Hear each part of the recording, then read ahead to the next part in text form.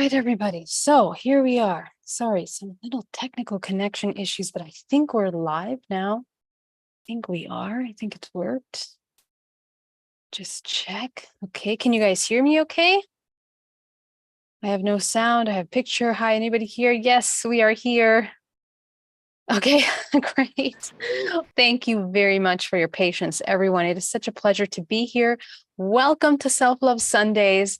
So, wow, we have a really powerful, interesting energy that is going on this weekend that allows us to kind of work at a deeper level with some key elements that we're going to talk about today. Major theme that's been coming up this week is experiencing another level of an ego death that's an even deeper level. It's another level of maturity in our spiritual ascension.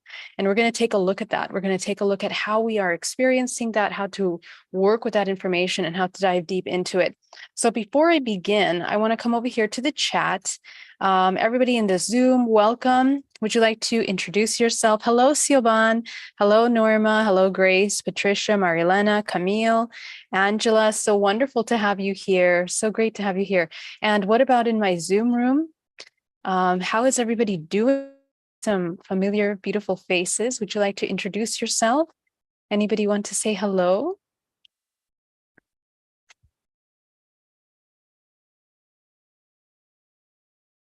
You can allow yourself to unmute.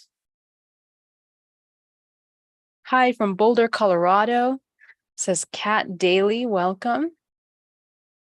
Excellent. All right, my love. So you have a lot of international people also that are joining. Very good. Okay, guys, let's just get started. Let's jump right in. So a theme that's been coming up this week with this concept of the ego death, it's another level of dealing with this internal part of us that needs to shift and change in order to open space for a higher awareness in how we are holding our integrity and how we are presenting ourselves to the world, in how we are showing up in our relationships. So really coming into clarity in regards to all of the micro things that make up everything that you are. Needs, awareness of spiritual, emotional, mental needs. And now there's another element of making sure that our fulfillment and our purpose is in alignment. This is a really big theme. Are we in alignment in these relationships, in the things that we're doing, that we are participating and co-creating actively in creating a life that is fulfilling from the inside out? And a lot of things are being uprooted at this time in order to work with that information, to have that question at this time. So that's what I want to start. Let's start with some questions from the group. Does anybody have any questions? Love, love, love. Peace, everyone. What's the Zoom link? Okay, let's go ahead and see that. I'm going to go ahead and add the Zoom link here. Doug, thank you so much. Welcome. Let me go ahead and add the link for invite link for those of you that want to join and participate in the Zoom. And on my Zoom, who wants to start? Any questions? What have you been working on? Where are your blockages? How can we be of service today? What are some of the things that we've been working on this week? Whoever wants to speak, just unmute your mic and jump right in.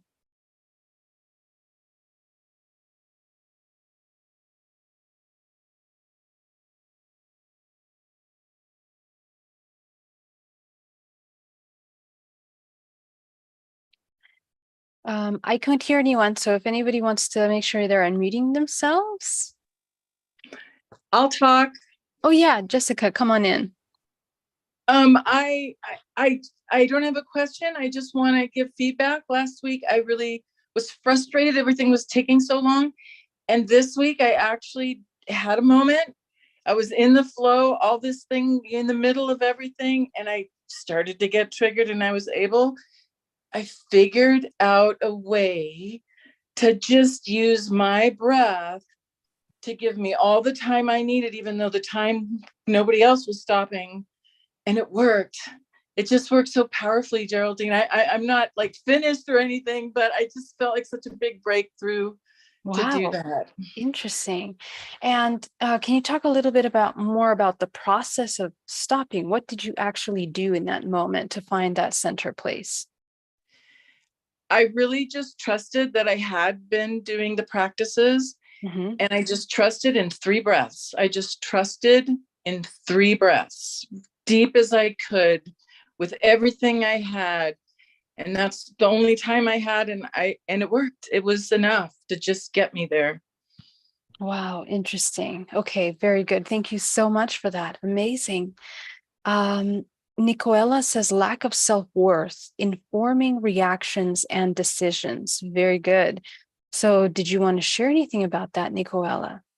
Can you tell me, can you elaborate a little bit more about that? Is it that reactions are becoming too strong, too reactive? What's actually been happening there?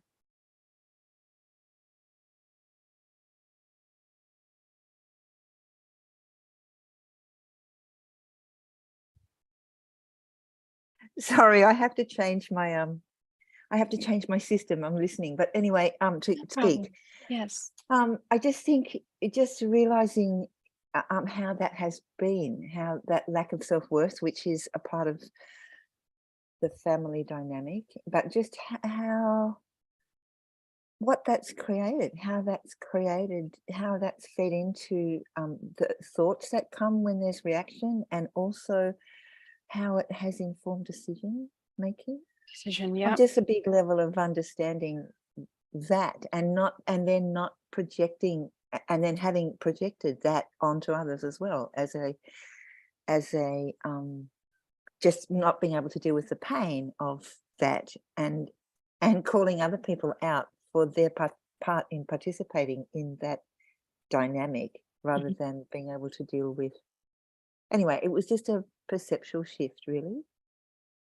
Very interesting. And so, when it comes to the reaction, have you found a way to replace what's informing those reactions? And if so, what have you replaced it with, or what have you found to help create a different foundation for you in that reaction? Nothing yet. I haven't had to deal with it yet. It was just a really big, shocking realization of how, of okay, so just now hopefully recognizing that's in play, and being able to step back off it, Okay. if that Okay. makes sense. I Yes. guess I haven't really before seen the projection of that. I've not seen what's the word? I haven't really seen that clearly. I haven't really seen how I have projected responsibility onto other people. You Yeah. haven't Anyway, seen I it yet. don't know yet how it's going to play out, but that Okay. was my realization this week. It was big, and it was connected to the full moon. Yes. Beautiful. Thank you. Excellent. So I think we are kind of noticing a bit of a theme here. Thank you so much, Nicoella.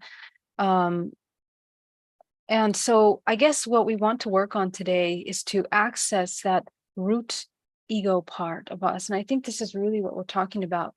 How much are we participating in our experiences where we can transmute that input in a way that is productive for us? So let's go over to the chat here. Anybody else in the chat or in the Zoom to join or communicate? Siobhan says, working on establishing loving boundaries with others and myself. Excellent. Hi, Kevin. So great to see you. Hi, Cedric. So wonderful to see you. Jason. Grace, Marilena. Very good. Okay. All right, guys. So let's jump into our meditation. Okay. Primary things that we want to look at today, and there's a couple things. Working with high octaves of frequency in the body.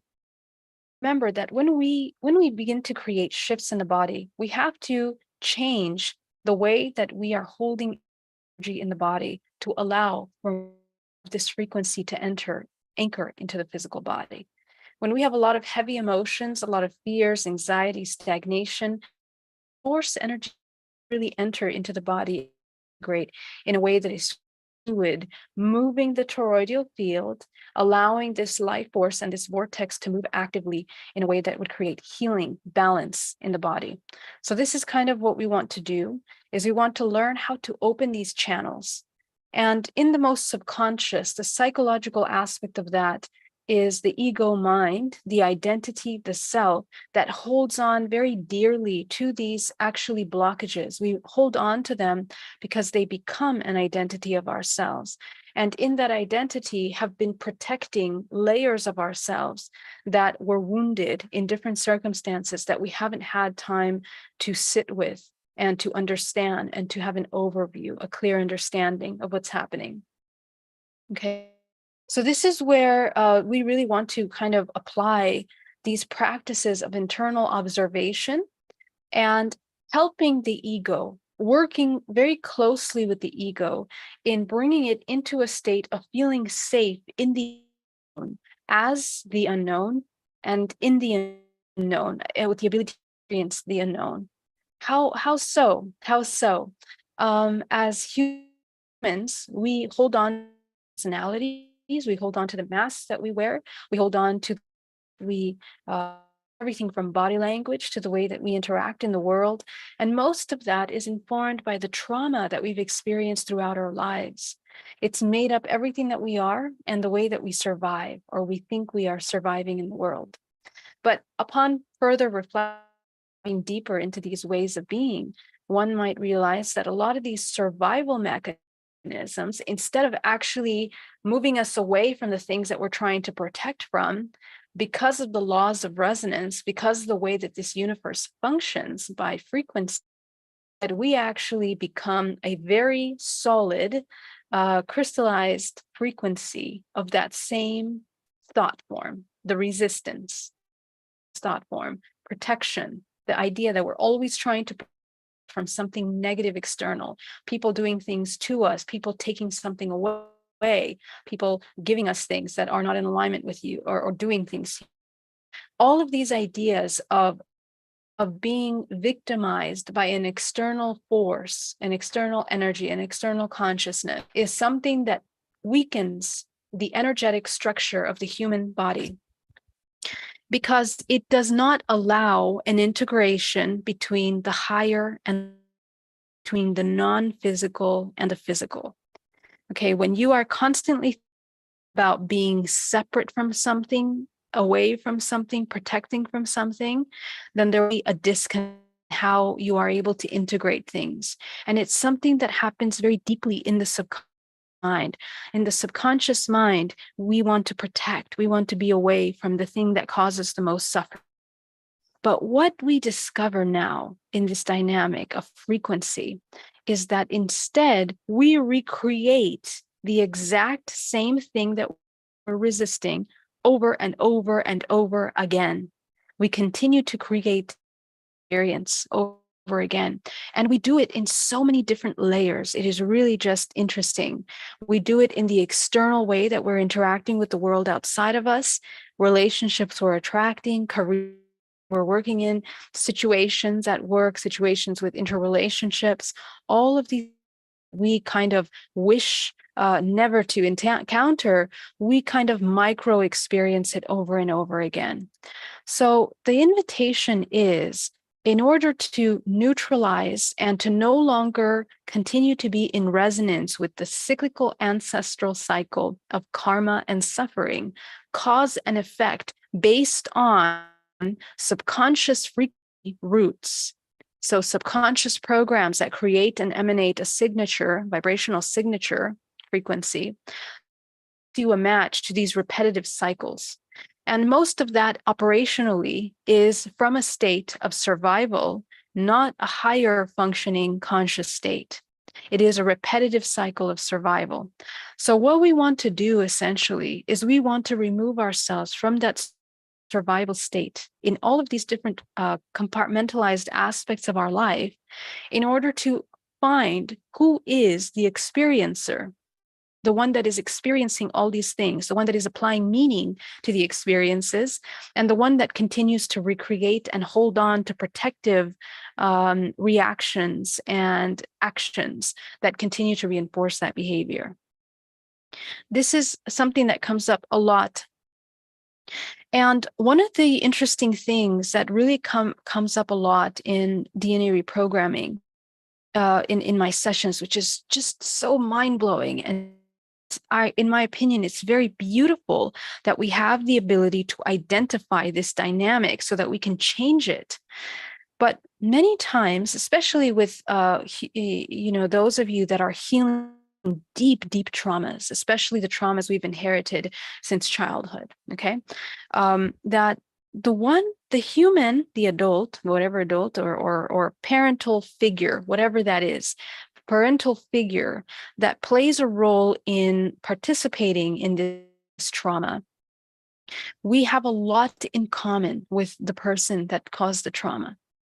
Because what happens as a result of protecting ourselves or not knowing how to handle the trauma that was inflicted on us, we actually replay and recreate the same energy that created that dynamic.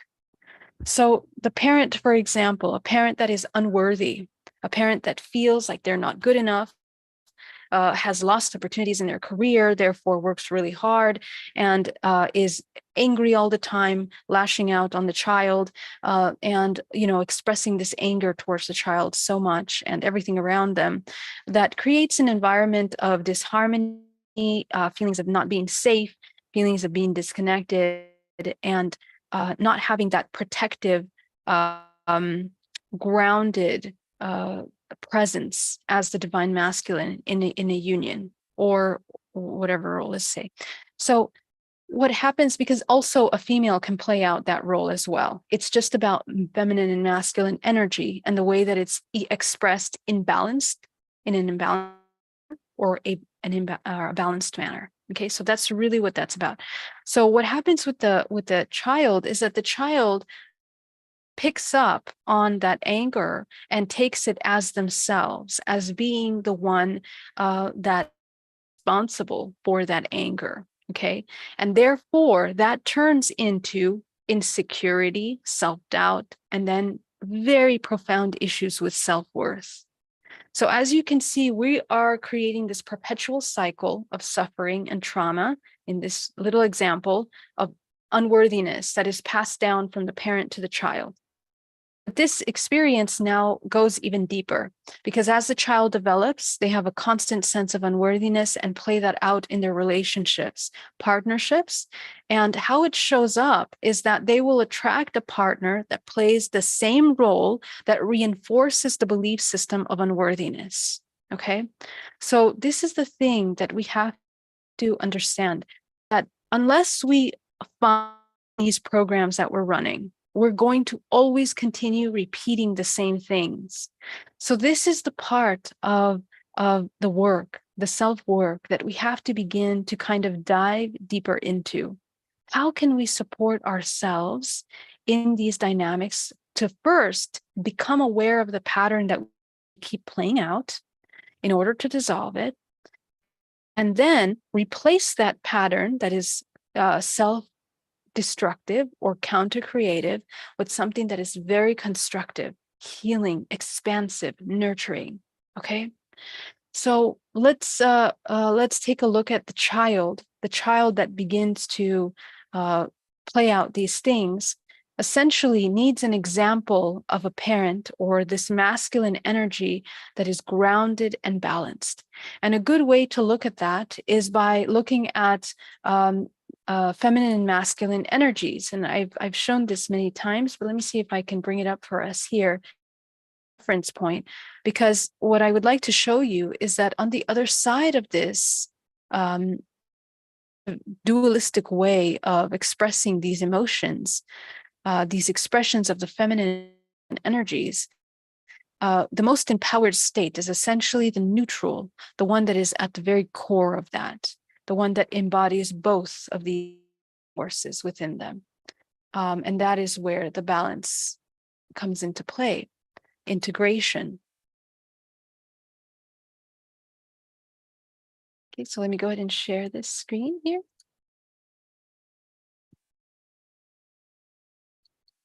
Okay, so if we just observe this, you know, when the feminine is at its weakest point, it becomes uncaring. It becomes mean, selfish, greedy, manipulative. Okay, so all of these things. Here's some more examples: interfering, sabotaging, gossiping, isolated, withholding, indifferent, impatient. It plays on a constant state of blame and despair. Okay, so when we are holding this unconscious, states of imbalanced feminine, is that the imbalanced masculine overcompensates and overpowers. Because this is a constant of imbalance, then usually the person will lash out.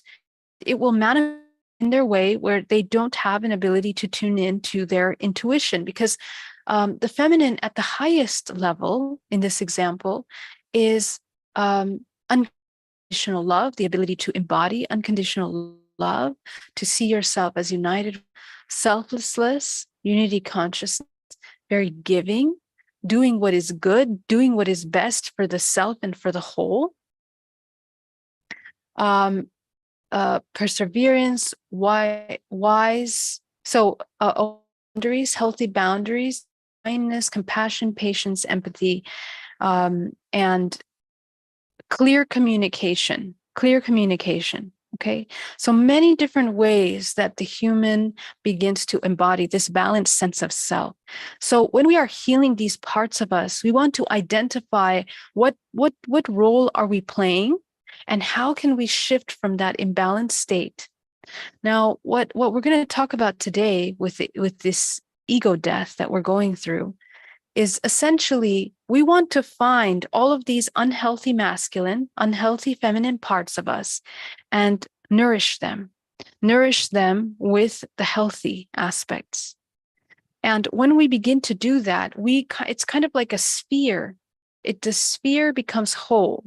When we lack one of these aspects of yourself, your multidimensional body, literally your energetic field, has holes, becomes weakened, because these imbalanced states of the feminine and masculine state are frequency points within the field that make up your body. They are vibrational frequency. Every thought form that we are is essentially an expression of the entire field of our existence. Okay, so remember this field. You know how this field is kind of like this net plane in which we exist in. Well, remember that your physical body is kind of self-organizing frequencies. It self-organizes frequencies. So when we sustain in the body programs and thought forms for prolonged times of imbalanced states of certain frequency, it weakens layers of our field because they are unconscious. They are areas that have gone into the subconscious part of us, either because we didn't know how to address it, we didn't know how to work with that information, which is why we come into states of unconsciousness, dormant, hypnotic state. So these layers of the body, the field of the body, literally become weakened. Okay.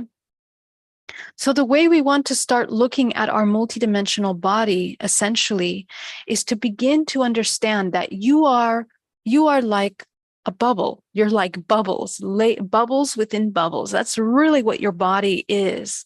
Okay, layers within layers, spheres within spheres. And each one of these spheres is a vibrational house. Okay, it's a vibrational foundation. Each one of these layers of the field of the body hold the frequency that help organize that density.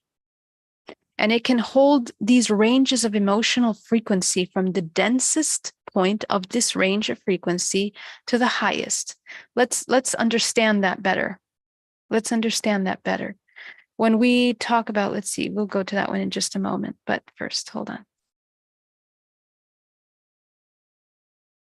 Okay, remember the ranges of frequency, right? Remember, white light is the combination of this rainbow frequency. Okay. These ranges of frequencies here are how are in our language, in the human three-dimensional plane, through emotion frequencies, right? So from the lowest frequencies, lowest emotional forms of energy, such as shame, guilt, what does it mean? The most separate, okay? So the emotional expression that defines something as most separate from its source. The more distant and disconnected you are from source, from unity, from wholeness, the more separate the perception is. And the most separate that perception is causes the emotion in the body that are lower ranges of frequencies.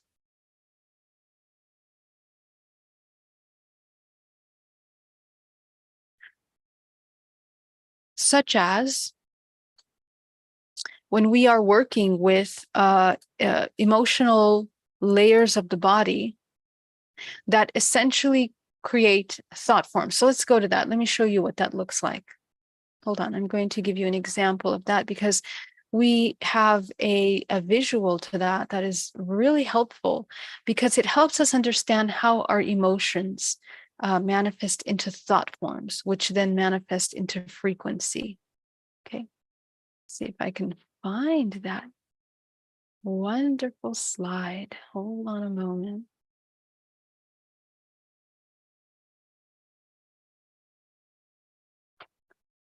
Hold on, give me one moment here.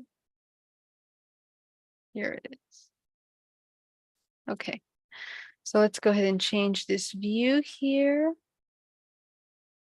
Okay, so remember that when this vibrational frequency, as I mentioned, most separate thought form, okay, the most separate thought form here in this chart here that I'm showing you here, which is one example of many, is helping us see that when we believe we're bad, we're not good, okay? We become contracted. It's contractive energy. How does this look like as a wave pattern? It's really slow. It's really wide, okay? And as it continues, and so the emotional root behind I am bad is shame. So in the language of human communication, in the vibrational frequency language, these emotions create this vibrational frequency that the lower it gets, two variables play a role in how these emotions affect the physical body. First of all, one of them is the lowest emotional state and how long you sustain that emotional state in your body. Those two things play a major role in the way that we are holding on to emotional thought form. So what happens when you hold on to this emotional thought form for a long time? What happens is that it becomes crystallized in the body, not a crystallization that is because whatever becomes crystallized, there are different crystallization states, right? So when it's something of high vibrational frequency that becomes crystallized, it can be a conduit. Just the way there are different metals that can be conduits for frequencies and energy, electricity, certain metals are more conduit than others, right? So in that same way, these lower frequencies that we have essentially are less of a conduit. You are less of a creator, your creative state is lower. So this is how we begin to break down what we are doing in our lives. If the majority of our programs, everyday emotions, remember, we're going to do the meditation in a moment where we take a look at this, but the emotion that you most feel throughout the day, throughout the week, that's your underlying subconscious program. Okay.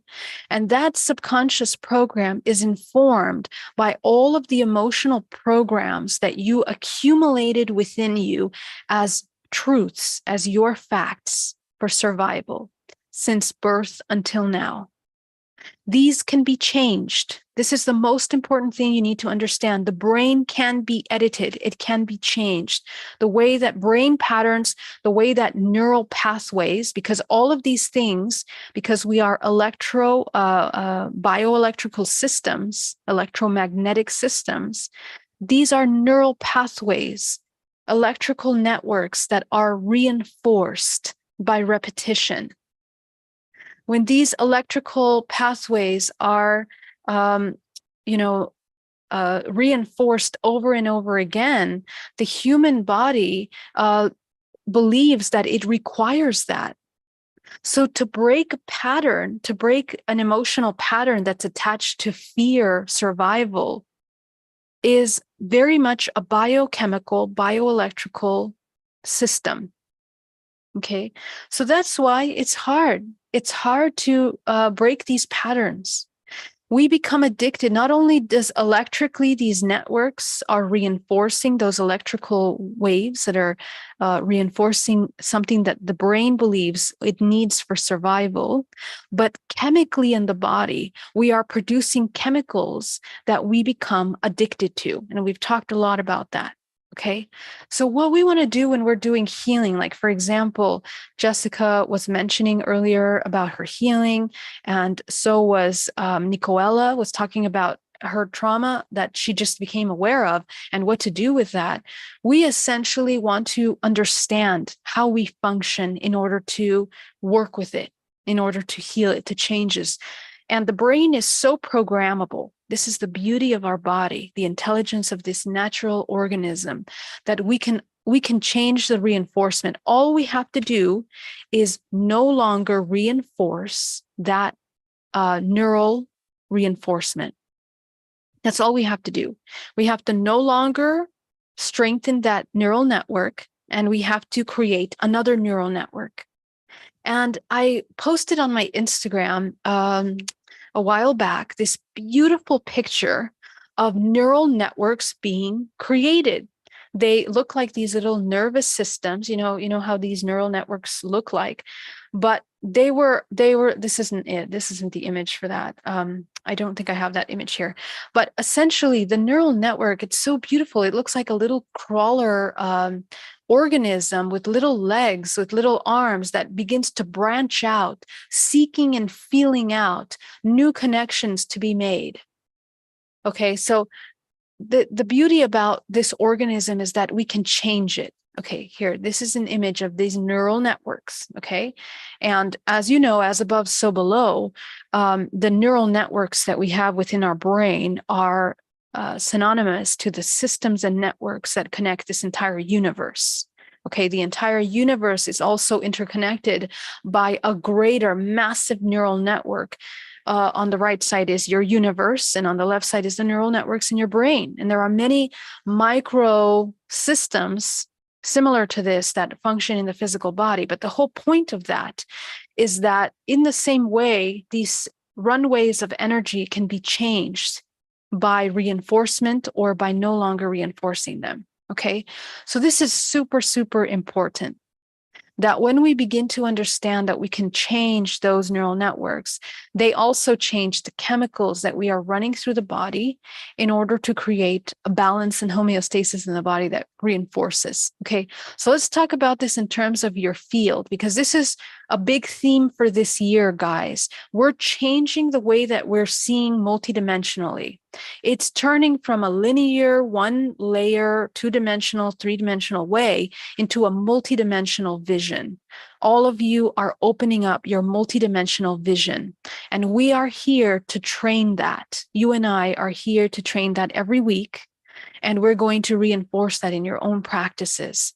Because if we are not training our multidimensional vision, our vibrational frequency is reaching a certain level, and it won't be able to access into this ascension cycle that is a natural expression of this universal existence. We are all ascending, whether you like it or not. The way that you respond to that ascension is up to you. It will depend on how you maintain your organism, the emotions that you hold in your frequency, in your body, the thought forms that are running at the back end. all of these expressions maintain this this electromagnetic organic system in alignment with each new octave of dimensional frequency that we're accessing. And right now, it has opened up 24 chakras. 24 chakras are the ones that we should be working with minimum at this point. Okay.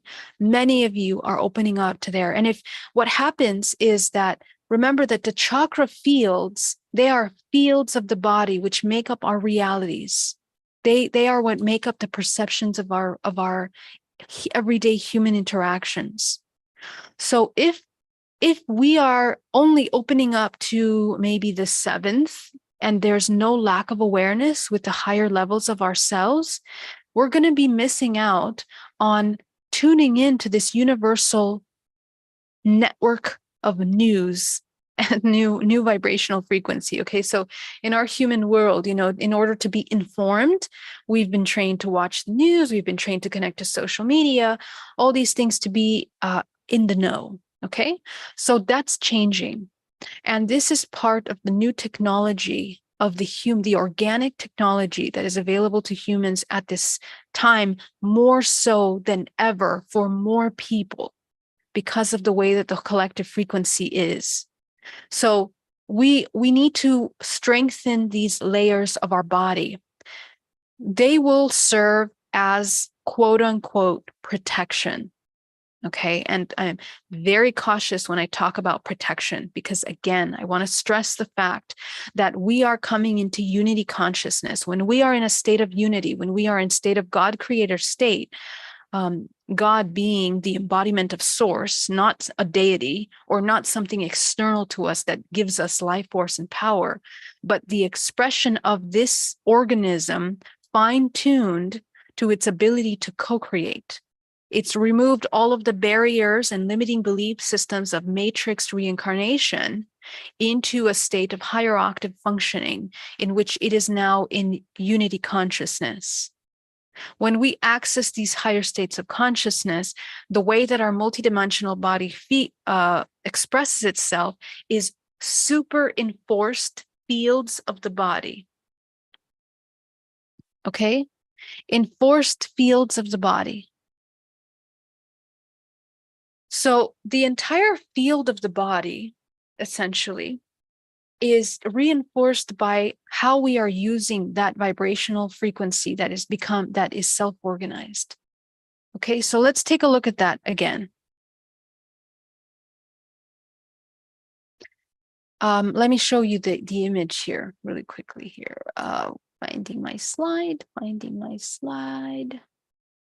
Okay, let's look at this one. Yeah, okay, this is a good one. Okay, so what happens? So emotional data in this context, so this is the emotions here, the emotional ranges. So this is the belief system. These are the programs on the left, the thoughts that you have about yourself and about the world. When these thoughts that we have about ourselves produce these emotions, the entire vibrational frequency of the body is at a certain vibrational range. And it can't really go beyond that. And it also can't see beyond that. It cannot create beyond that. This is how important this is. We won't be able to see. It's like a radio station. If your radio station is at a radio frequency of one kind of music, you won't be able to hear the other kind of music. So we need to tune the radio station, and this is now next level maturity of spirituality, into the station that is open to all ranges. Okay, it's the cultivation of all ranges, and we're going to develop that. We're going to get there. But in the process of doing that, we have to fine tune our ability to hold all ranges of frequency and hear them all step by step. Okay, so this is how we are doing it. And it's very important at this time until April that we really focus on reinforcing our radio dial into cultivating our awareness of each of these emotions, how we process this emotional information in the body, how we express it, how we don't express it, how we process the output, how we react. All of these things make up who you are as a vibrational frequency. Okay. So this is what needs to essentially be cultivated in the body. And what that cultivation does, that level of awareness, is that we begin to reinforce the layers of this body. Your awareness of your body, 360, all around you, the entire field of your body, the sphere, is not just spatial awareness, okay? This is working with subconscious layers of your body. The way that the human body is organized is not only by that frequency, but also, we have the net plane in the center of the body. So the axis in the middle of the body, and we have the front, the back, and side to side. So let me see if I can find that for you, just to get clear with how that functions. Because each plane of the body, you see, okay, each plane of the body is telling us, holding information about ourselves, not just of this lifetime, but many lifetimes. Okay. And I'll talk about that in just a second, because I get that question a lot about trauma in the lifetime. And again, there is no such thing as trauma that is only from another lifetime, but not this lifetime. That's just not the way things function in this universe. The way that your organism comes into its cellular structure of protein writing DNA, and into its perception systems, is that it begins to come together by resonance in your family lineage, which is a match to the ancestral lives and the many simultaneous lifetimes that you're currently coexisting in. This is how beautiful this network functions. And the plus side of that is that it allows the human during this arc of existence in this three-dimensional plane to be able to work with all of these aspects of themselves multidimensionally. This is the next level of where we're heading at right now. Multidimensional awareness, multidimensional healing, in order to embody unity consciousness as a whole. This is the thing. So we want to, in that case, work with our everyday programs that are limiting the ability to reinforce the field into this expansion. When we become aware of all of the ways that we hold on to fear in the body, we master that emotional layer. And this first layer of the body, let's say the red layer of the body, becomes strengthened. It becomes reinforced. Therefore, when you encounter an event that triggers that fear in your body, it will no longer hit you like a rock. It won't be like, like a bird smashes into a window, because, they're flying so fast. Now, it's almost as if the bird becomes the window. Okay, this is just a really bad analogy. So when that happens, is that we become that frequency. We know it inside out. The entire body has become familiar with our shadows, with our fears. We've sat with them long enough to acquaint the cells of the body with the many layers and the many facets of each of those emotions. Okay? So essentially, again, we become very familiar with all our facets of shame, how we store shame, how we avoid shame. How does that look like in our personality? How does that present itself? How does that become a reaction mechanism, self-preservation mechanism? You will be so surprised at the things that you discover about yourself. And the interesting thing about this is that when we enter this level of awareness, okay, when we enter this level of awareness of the emotions and how we are processing them from the subconscious mind, the level of freedom that you are able to access, true freedom. What is true freedom? Is that you are free from the confines and the limitations of your own emotions. And what that means is that we are no longer fearful of the emotions. The human is here to master emotions, master frequency, navigation of frequencies. That's what the 3-dimensional realm, 4-dimensional plane is about.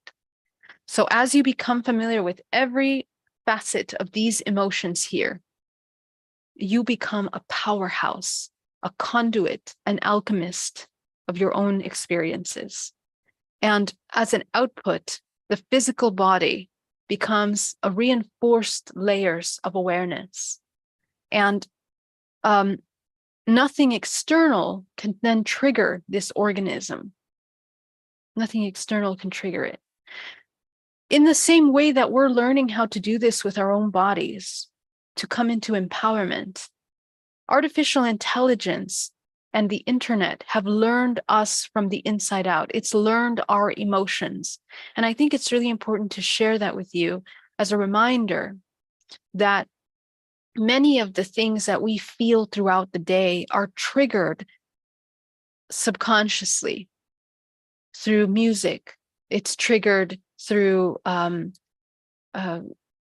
things that you might hear, sounds of music, things that are going on in the news, the way that people say things, people are interacting, discussing things. Very little can be done unless we are coming into full awareness in order to affect change in this world. Okay, so it's very important for us to cultivate this level of awareness in the body. And essentially, what we are ultimately wanting to become is the sphere within spheres of layers of these bodies that are working very, okay? The way that the chakras look, and I want to go into this. I think today is a good day to go into this. The way that the chakras look is like DNA, okay? So the way that this universe has chosen to hold on to energy, to organize, to self-organize and compact such massive amounts of multidimensional data is by coiling that information. That is the most intelligent design for holding information. So this is what our DNA looks like. And the DNA that makes up what we are is actually, this is the physical output, but there's another multidimensional output, okay, that overlaps this. It's an extension of this. So your DNA looks like a super, super coiled information until it becomes this, sphere of information, again, as in everything. In the same way that this spiral, the way that data in your DNA is spiraling information or it's writing, your physical body is a spiral. Okay, the way that energy flows through your body, the way that you create the toroidal field of your body, it's a spiral. Okay, and so what that means is that this energy that is moving through the body, the life force that moves through the body, either creates high frequency, it's moving really fast, or it's moving really slow. And that movement makes you a match to the timeline that you are inserted into this universe. Okay, so that's how that works. Okay, when we are vibrating at a certain vibrational frequency, that's why, once again, every human that says, I don't think I belong here, I don't think I was supposed to be here, this isn't my planet, this is too much violence, too much low frequency. Okay, well, everything that you are, everything that you have become is encoded from the inside out. Your worthiness, the fact that you're worthy of existing, is encoded in your DNA, in your multidimensional expression, in your vibrational frequency, in order to enter into these octaves of evolution, which we are navigating through. And at this time, we are accessing into this new octave, 21. This is the one that we are currently in, and simultaneously overlapping into the 34. Okay, so those of you that have been working with your field for a very long time already have access to higher chakra, higher dimensional realms. And the chakras are also coiled. So the way that they function is like a coil state. It's coiled information that makes up branches of coiled information that goes from the center of your chakra. And let me see if I have that image here. Hold on a second. I'll tell you why this is important now, because this is how we read multidimensional information. And many of you that are coming to my sessions, DNA reprogramming right now, or hypnotherapy, you are clearly tuning into this. You see your chakras in this way now more than ever, okay? So in the same way that energy, see how this works. So this is a little micro scale. This DNA strand, or this spiral strand that you see here coming from the crown of this head, this says lower wheel, middle, higher wheel. Okay, so it's even bigger than this, okay? Imagine this like this. This is actually how that looks, okay? So every one of these spinning vortices is actually an entire sphere of your body. This is, I really want you to understand this for your meditations, because it's going to change the way that you apply these tools, okay? You question, how do we manifest? How do we heal? How do we change timelines? Well, this is it. If you understand this, then you can understand how to utilize using frequency or color to change your circumstances, to change the outcome of things, okay? So within each one of these fields, whatever frequency you're holding on to more, your base thought form in this now present moment creates either heavy density vision, perception, or higher, okay? So we have to work with that. And the way that your DNA functions is in the same way that this DNA strand goes through the body.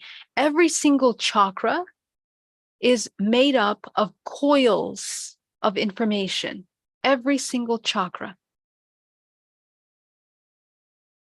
Every single chakra in the body is a coil of information. Let's see if I can find that, okay? So right here, so you see these chakras that go into the nervous system, the main glands of the endocrine system. This vortex here that connects into the body, it's a spiral. It's a spiral that connects into the spine. That spiral that connects into the spine that creates this little triangle here. Okay, let's make it big so we can get a nice little visual. This, let's say this is the solar plexus one, okay? So this yellow triangle that you see here is made up of little micro spirals of DNA, a holographic DNA. This holographic DNA that your chakra is made out of is encoded with holographic information of your field that is all of the information that's not creating the physical vessel.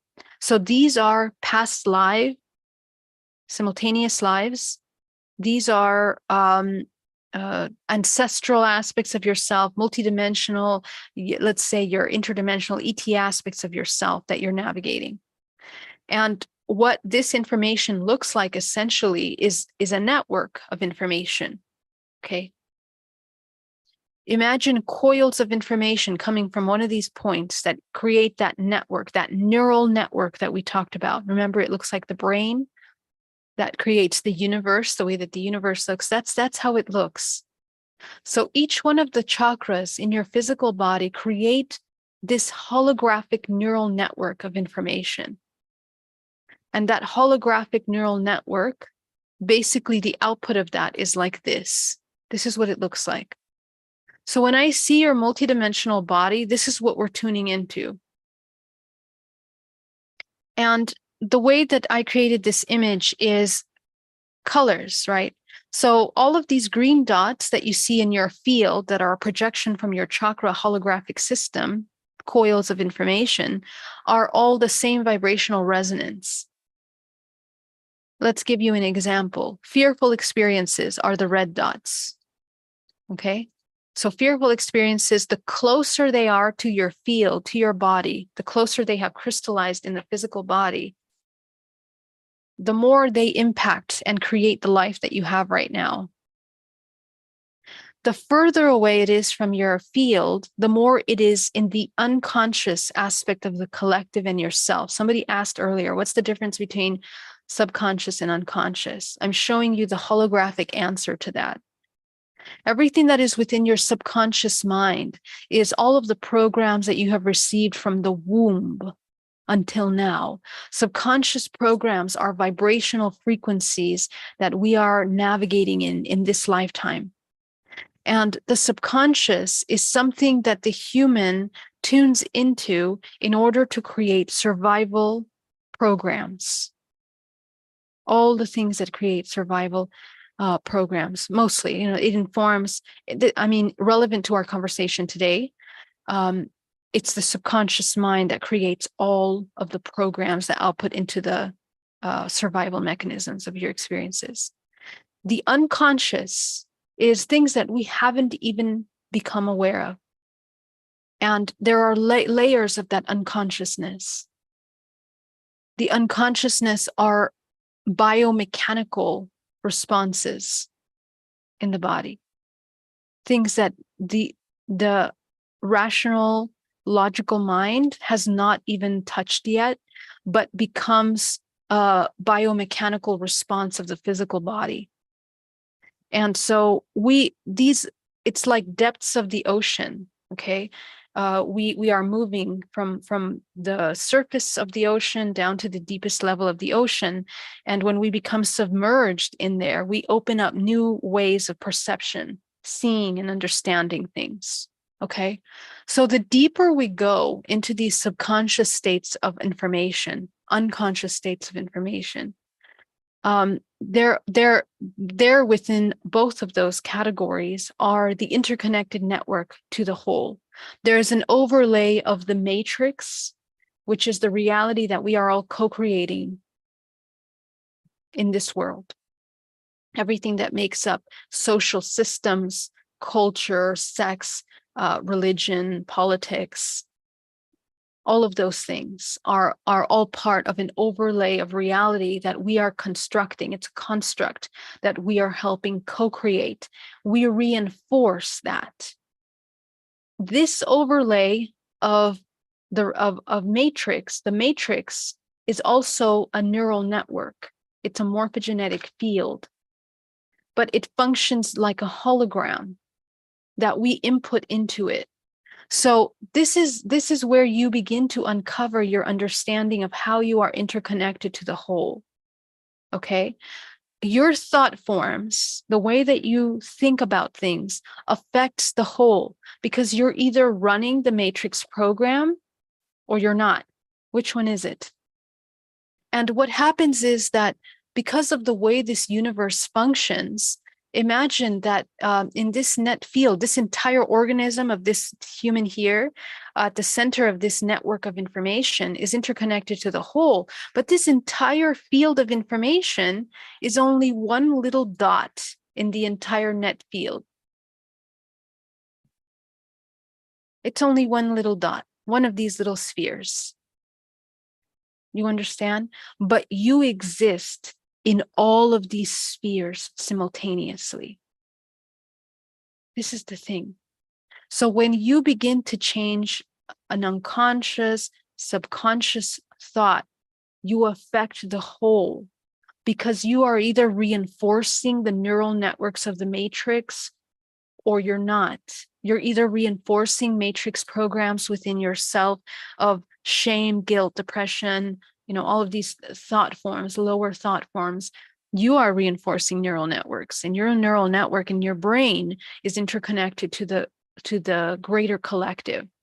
And this is so true that in family systems is the best way that we can explore this, exactly like a ripple.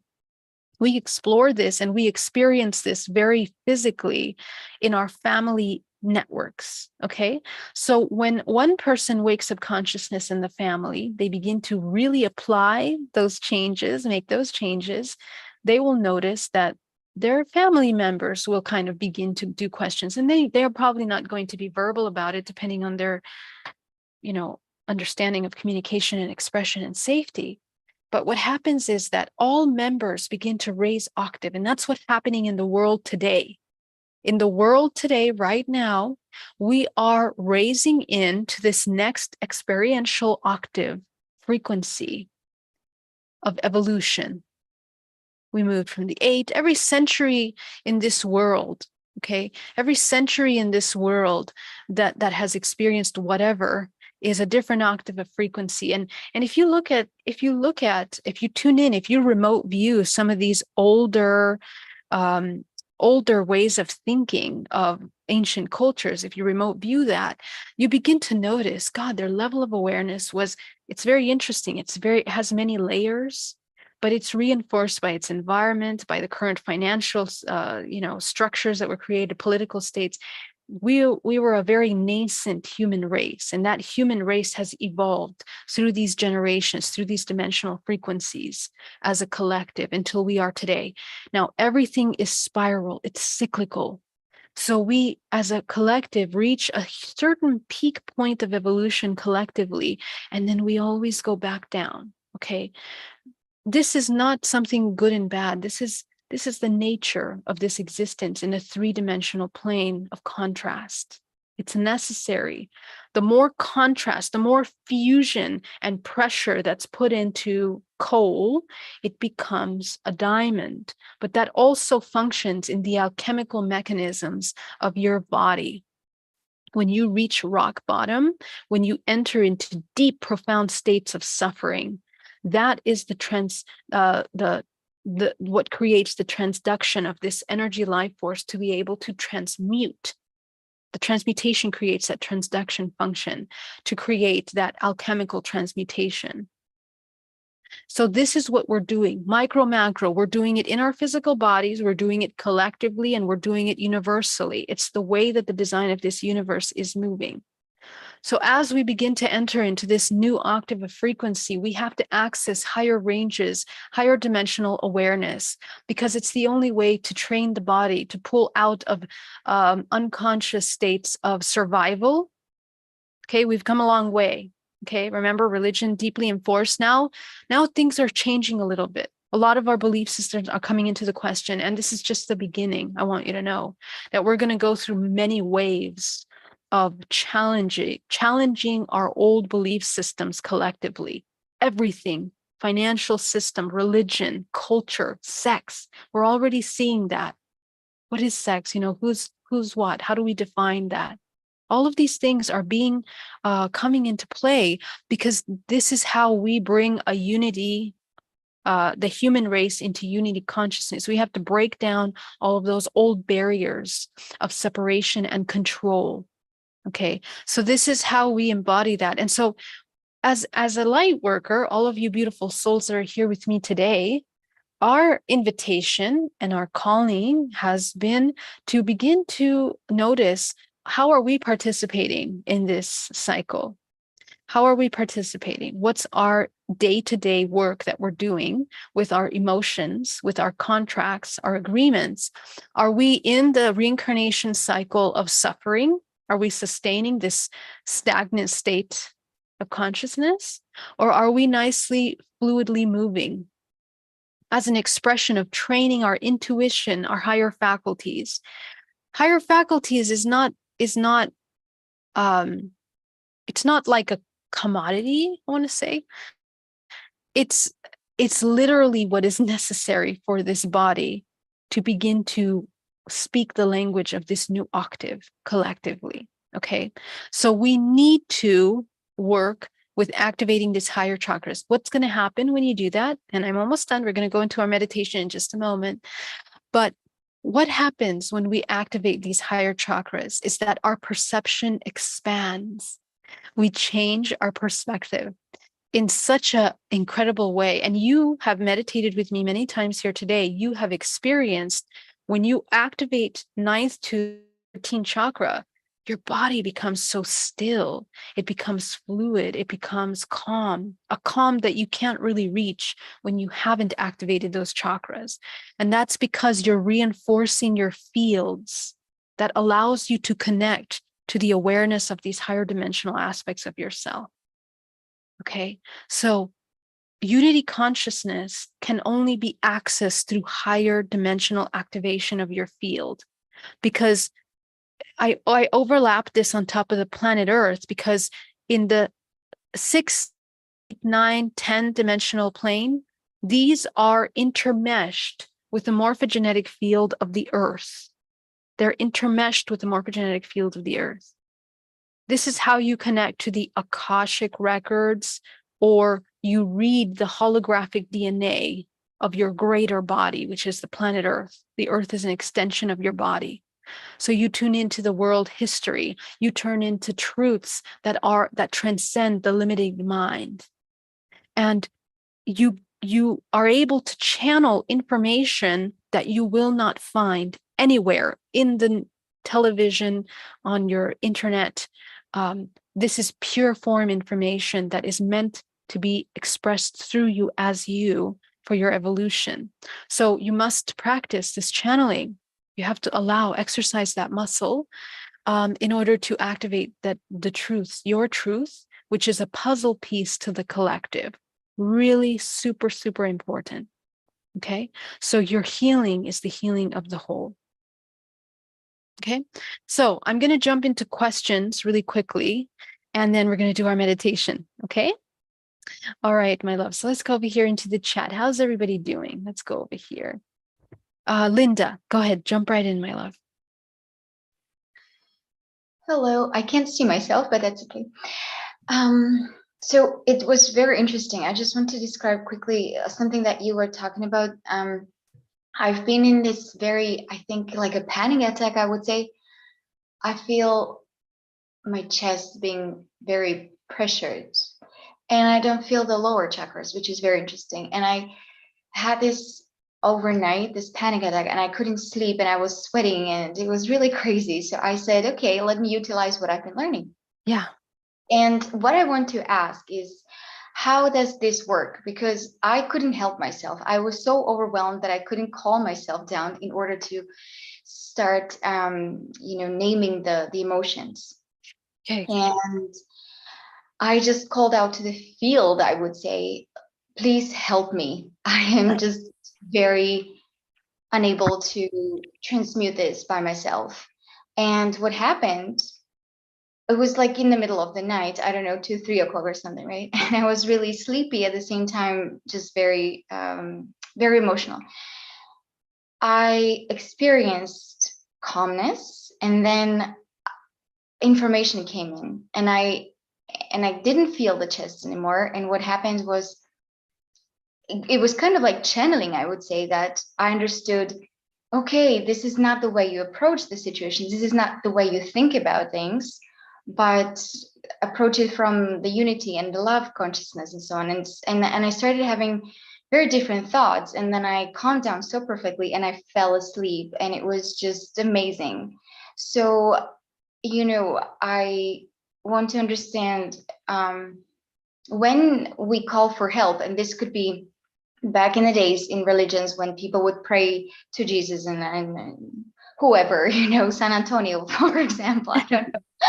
So it helped, right? So I know this is not the case, but I really wasn't able to help myself. So what happens? Is it something that really works like this? And I said, I don't know, somebody please help me, something please help me. I am really unable to do this by myself, and it really worked. So I just want to know what happens. Like cognitively, I want to understand. Absolutely. Thank you for that question. And I know so many people probably have the same question.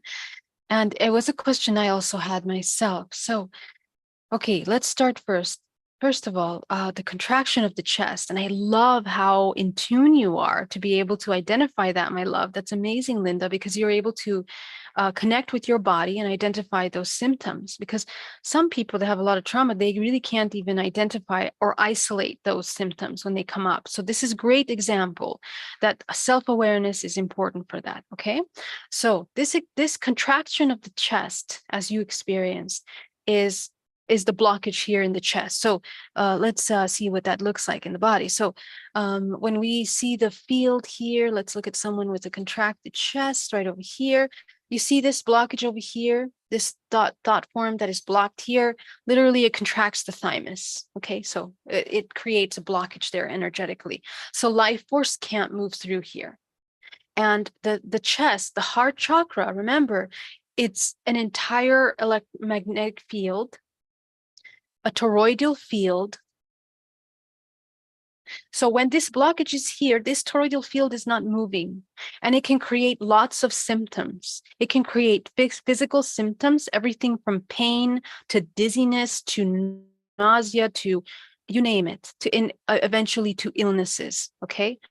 What happens when we have these emotional blockage that you just saw is that you block that. So when you begin to move that out, when you worked with your energy, you didn't tune into the emotions, but you moved your energetic body. You basically force those fields to open, which is what I teach here, is to learn how to open and close your chakras. And what that does is that it opens the runways of energy that are being blocked there. So it used to be that it wasn't a good idea to close your first three chakras when you were in public or when you're in a high state, because you see, when you're closing your first three chakras, you are changing your frequency. You are mechanically forcing the physical body into a higher frequency.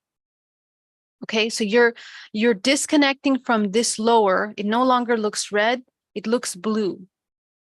And what happens, because we understand wavelengths of frequency, this is where you were, red, it changed to purple, let's say, and it's a faster moving frequency. So when we have such a drastic change in frequency, what happens is most people don't practice cultivation of higher frequency navigation, discernment, intuition. So they all of a sudden their eyes open and they begin to see what's been in the field all along. You know, it can be light beings. I mean, we are constantly surrounded by all kinds of things, okay? So this vision that has opened up is where the concept of angelic beings, deities comes from, because you're looking at something external to you. It's a God, it's a consciousness. We now understand that everything that we encounter in our field is an aspect of our own self. It's a fractal of our own self.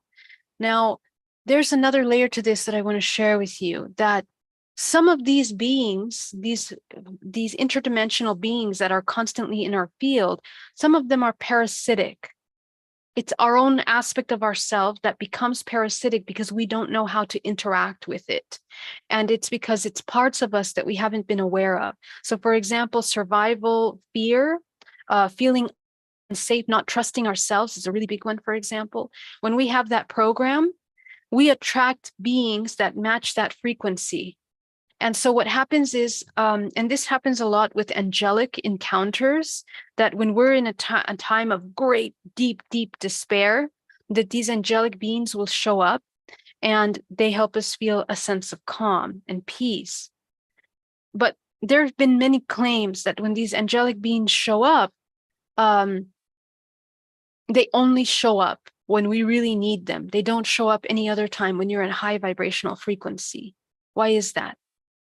There is an exchange occurring between here. There's an exchange, there's an awareness of the lower aspects of ourselves that feed off of this helplessness. And it's when we enter a creator state that is externalizing your power that we create deities and gods outside of us. This is a level of consciousness. Okay. And the way that your physical body is expressed. So if you are here in this lower state, remember that the output is false gods, things, survival, these concepts of logic, separation, it's external. Something outside of us has more powerful than me. I'm not that powerful.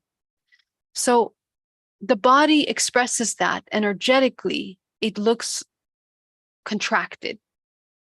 That contracted energy is like this. When we shift that into a creator state by expanding the heart, the throat, the third eye, higher dimensional chakras, you begin to align with higher frequencies. So you begin to change the kind of interactions you also have. They become more constructive. And depending on your level of awareness, you'll be able to choose what you can interact with in a way that is positive for you. Okay. So that's what's actually happening in the physical body. When you change the way that your chakra is contracted or expanded, you change your reality. You change your perception, you change your reality, you change your emotions immediately. You close the first three chakras, you're removing yourself from that survival state, survival creator God state, into a state of more action. You're going up the ladder. Heart is coherence. This is where you begin to become connected to the whole. You feel safe, your throat, your third eye. And when you go into higher state, each chakra, each higher dimensional chakra is another level of perception that is growing in its unity awareness, from more individualized states of consciousness into more unity states of consciousness. The higher you go, that's how the perception changes. So the body begins to spin faster because, again, remember ranges of frequency. The lower that wave, that wavelength is, the slower, the more sluggish that wavelength is, we are not moving so much. The higher we're moving, the faster we're moving, faster navigation. So I hope that answered the question. I feel like there's more that could be said about the beings that we interact with, but I feel like that would take us in a whole different direction that I do want to address at some point.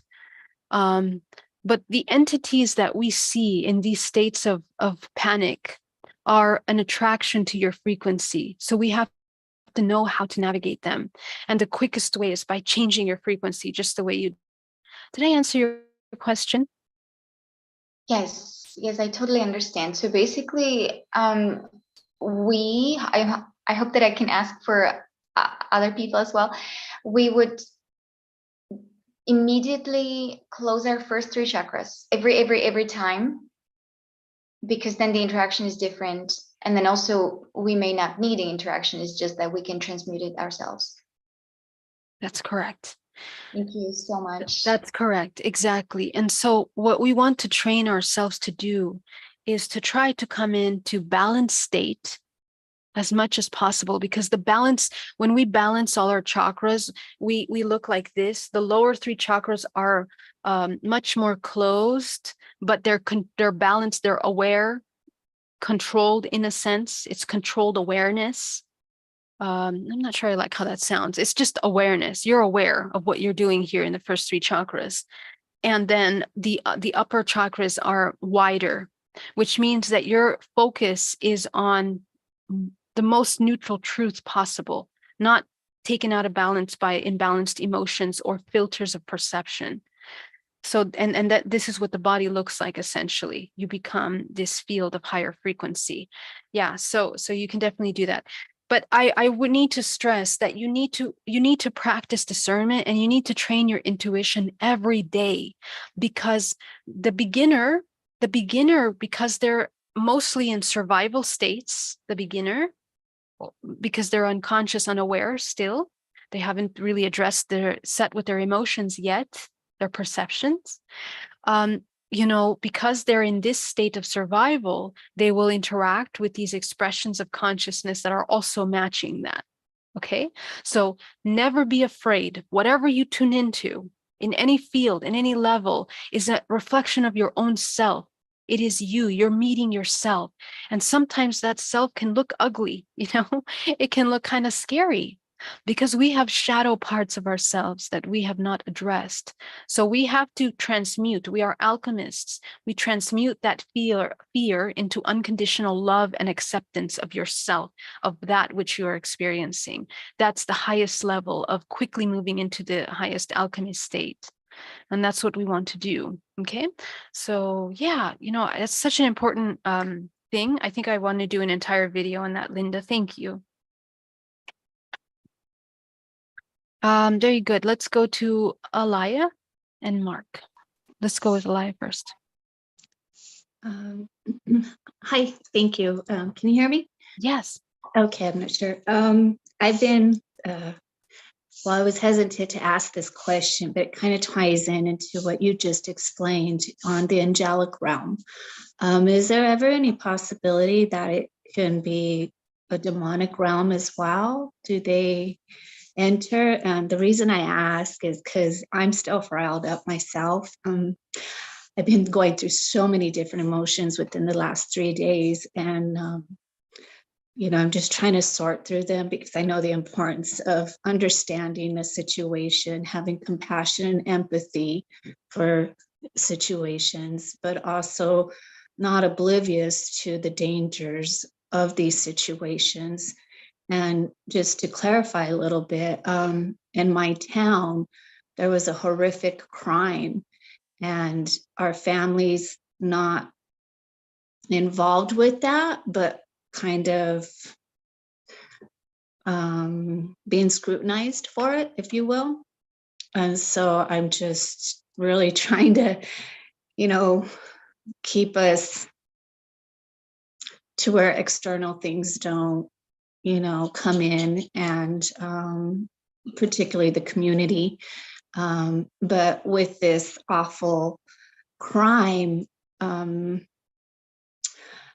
it was understand that there was a lot of trauma and abuse with the individual who created the crime. So it's understandable how it can get there. But even with the compassion and understanding to that, it's still hard to maintain those higher emotions, if you will. Yes, my love, I completely understand. And I have to tell everyone that please get ready, because we're going to have a lot of changes in our world. We're going into difficult financial times, a lot of contrasts, a lot of potential major changes and shifts in the world that will make people and their ideas of comfort and foundation and safety come into question. And this is part of this ascension. This is part of the ascension of moving from a lower octave of awareness into a higher octave of awareness. The thing is that we've kind of been looking at things through a false rose-colored glasses. Those things have been existing around us all the time. There are people around our world, brothers and sisters, that have been dealing with these kinds of horrific crimes every day. We have not been aware of them and their suffering. So this kind of suffering in the world is being brought to the surface for every individual human so that they can understand how to work with the shadow, how to transmute the dark. What the darkness that we see external to us, all of these crimes, violence, transgressions of any kind, are the expressions of our subconscious and the collective unconscious suffering that exists in the world. And you and every single human here have chosen to come in at this time with major changes, okay? Because you're really powerful light workers. And I'm not just saying that. That's not just a silly cliche of the spiritual community. This is the law and the way that this organism functions. There is a natural order to the way things function. We just have to move from the victim state. And we become victimized when we don't have enough understanding. When we fear our own shadow, when we fear our own anger, our own rage that comes at the result of this injustice, we suppress truths. We blind ourselves to that. But we are at a point where we can no longer blind ourselves to the truths of humanity's suffering, and how we transcend that, my loves, is again by training ourselves in the state of neutrality, non-judgment. This is the key. When I was going through my early awakening, what I had to do in order to reach that state is to look at horrific things that triggered me, deeply traumatized me. I sat in meditation and played out those traumatic experiences. And there were times where I wanted to just not look at it. I wanted to run away, not face it. But what I learned through that process is that I became familiar with my emotional ranges, the way I judge things. I was able to fact check the way that I felt about things, why I felt them, and if they were true or not, okay? And what you will discover through that work, this is for the brave, work for the courageous light worker here. When you do that work, you begin to see compassionately the suffering of the other person that is creating this violence. Every single human here is a result of cause and effect. They are creating violence in this world as a result of violence that was inflicted on them. We cannot ignore that. The thing is, we ignore that. We want to say, no, he's just a bad human that is causing pain to others. But in our society, because of that lack of awareness and ignorance, we cause and we cultivate more violent beings in this world. Even with our own children, we want to ignore their suffering. We want to ignore the fact that they feel upset about something, you see? So we are being called to really, really wake up, to be able to have the maturity to see the horrific things that are happening in this world and hold space, neutral space for healing, compassion, for healing of ourselves, the way that we feel about it, and the healing for the person that is doing these things. This is how we will change timelines and as a community come together. Because you know what needs to happen with that person? That person needs to be put into intense therapy, support, love in an ideal community. And they do have this in some countries. They have programs that rehabilitate criminals. And they have the least amount of criminal numbers in their society. People that do drugs, people that do things are humans that have become so separate that they are the embodiment of separation. And please understand that because we exist in a dualistic expression, there will always be duality, but it will be at different levels as we ascend through this cycle of evolution into further unity. But let me tell you, in this three-dimensional plane, regardless what level you reach, there will always be some level of dualistic expression, always, because that's the nature of this dimension. When you embody higher dimensional frequencies, let's say you embody your 24th dimensional frequency, it'll be a whole different language, but different things, different dimensions. It depends what dimension you're existing in, okay? So at the bottom line of that, my love, is let's take this opportunity to work with the trigger emotions that have come up and find compassion for yourself. And then come into neutrality, no more judgment. How does that look like? What does that look like? You will find empowerment emerges. You will understand as a light being, we have to change our perception from seeing each other as meat suit, physical, into lights. Some of us has brighter lights than others. That's okay. They're just light, they're frequencies. The more fear we become, the more we feed and reinforce the neural pathway of the criminal to continue doing, because we're basically telling him your perception is correct. This world is about separation. It is about fear. It is about hate. It is about anger. And I feel so angry at the things that you do in this world, or not you personally, but in these cases, we feel anger when we see injustice. So we have to take a look at, what are we doing? How are we participating in this? Okay. Okay. Yeah. So I hope that answers, my love. I send you so much love and healing, and we hold space for you to be in a safe place of love for you and your family. Okay. I appreciate that. I appreciate you. Thank Much you. love. Thank you. Let's go to Mark. Hi, thank you, guys.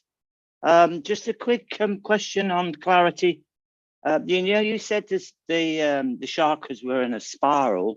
Are the highlights of that spiral, are they on the Fibonacci scale or the golden mean? Are they? Exactly. In fact, everything in this dimension has taken the form of that Fibonacci sequence. It's very beautiful, and that's in the way that this multiverse is functioning. But there are multiverses that function by different laws. Okay, so we don't need to even reach those yet. But in our existence, the Fibonacci sequence and the way that energy organizes is how parts of our body are expressed. DNA is coiled.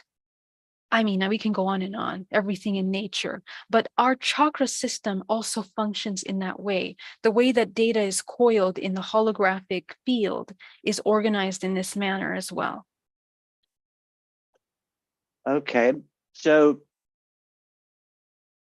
as you're going up, so obviously you're coming back down again. What makes you come into the next cycle of of the scale, as it were, or vibration. Is that just having a strong container and having the same thought patterns as you are holding, or does there need to be a change to go into the next vibration? Okay, so everything in this multiverse is moving through this spiral. Imagine this little circle here that you see with this universe here is a little tiny ball, a little sphere that's moving up here along with other multiverses that are traveling at the same within a sphere within spheres. So this, as this moves up here, we are each one of these cycles is generations of consciousness. So what happens is that every organism that's participating in this journey is evolving naturally. It's you cannot not evolve. What happens is that the individual organisms within that sphere, okay, for example, if I choose to be in a constant state of resentment, hate, and anger as a result of something that was done to me, my vibrational frequency will only reach a certain level of this journey. And then after that, my body, my entire multidimensional vibration won't be a match. So I will get ill, and we understand the mechanics of that, and die. So over the past couple years, because of this major frequency changes in this collective, many people have chosen to exit because they wouldn't be able to be a match to this. And if you look 10 years before that, those humans have chosen to exit as well because they would not have been a match for what's happening now.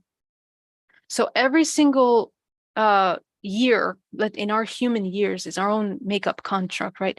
But in our years of life, which is all happening simultaneously now, we are choosing every moment to be in alignment with these higher octaves in an expansive state or not.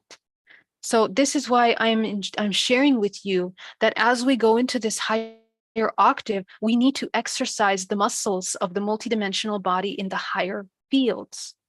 Otherwise, we also will not be a match, because we will be lost in our own despair and continued reinforcement of separation programs that don't allow these higher octaves in the body.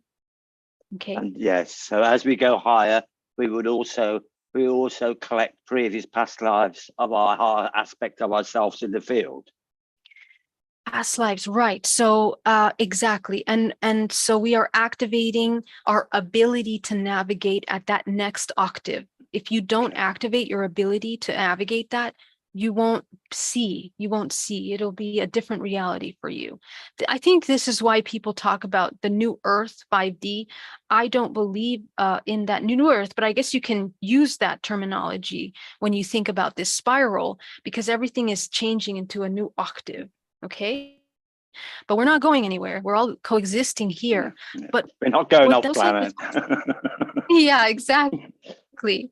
Not yet, at least. But I love your question, Mark, about past lives, because what happens is, you're correct. We uncover more of these little balls. So right now, maybe our awareness is just right here in this little center sphere.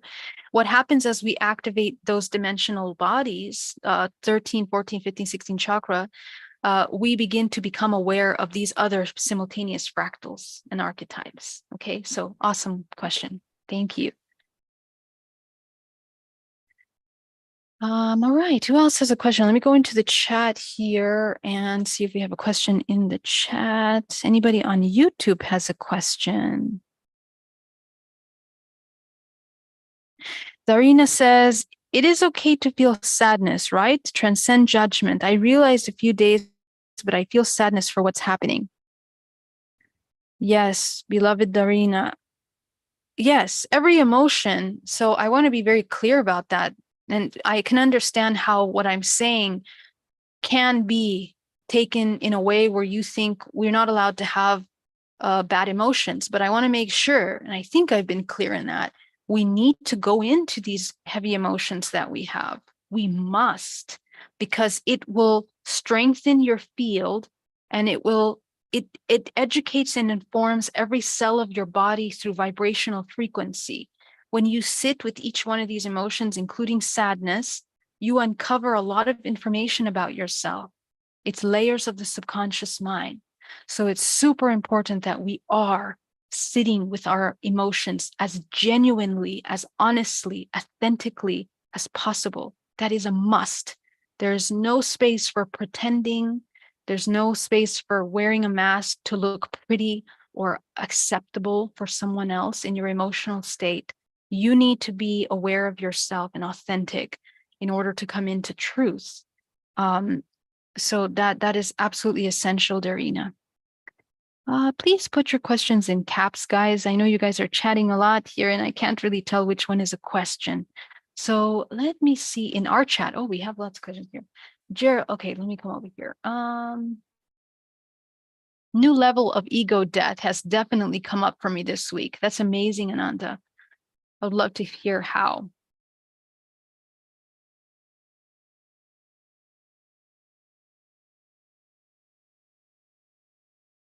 Riveted by your words. This is exact feminine mother issue, left side of the body. I've been detecting and releasing this week. Deep, deep shadow work. After 25 years, I thought I had neutralized that density, but not. Wow, Doug, that's amazing.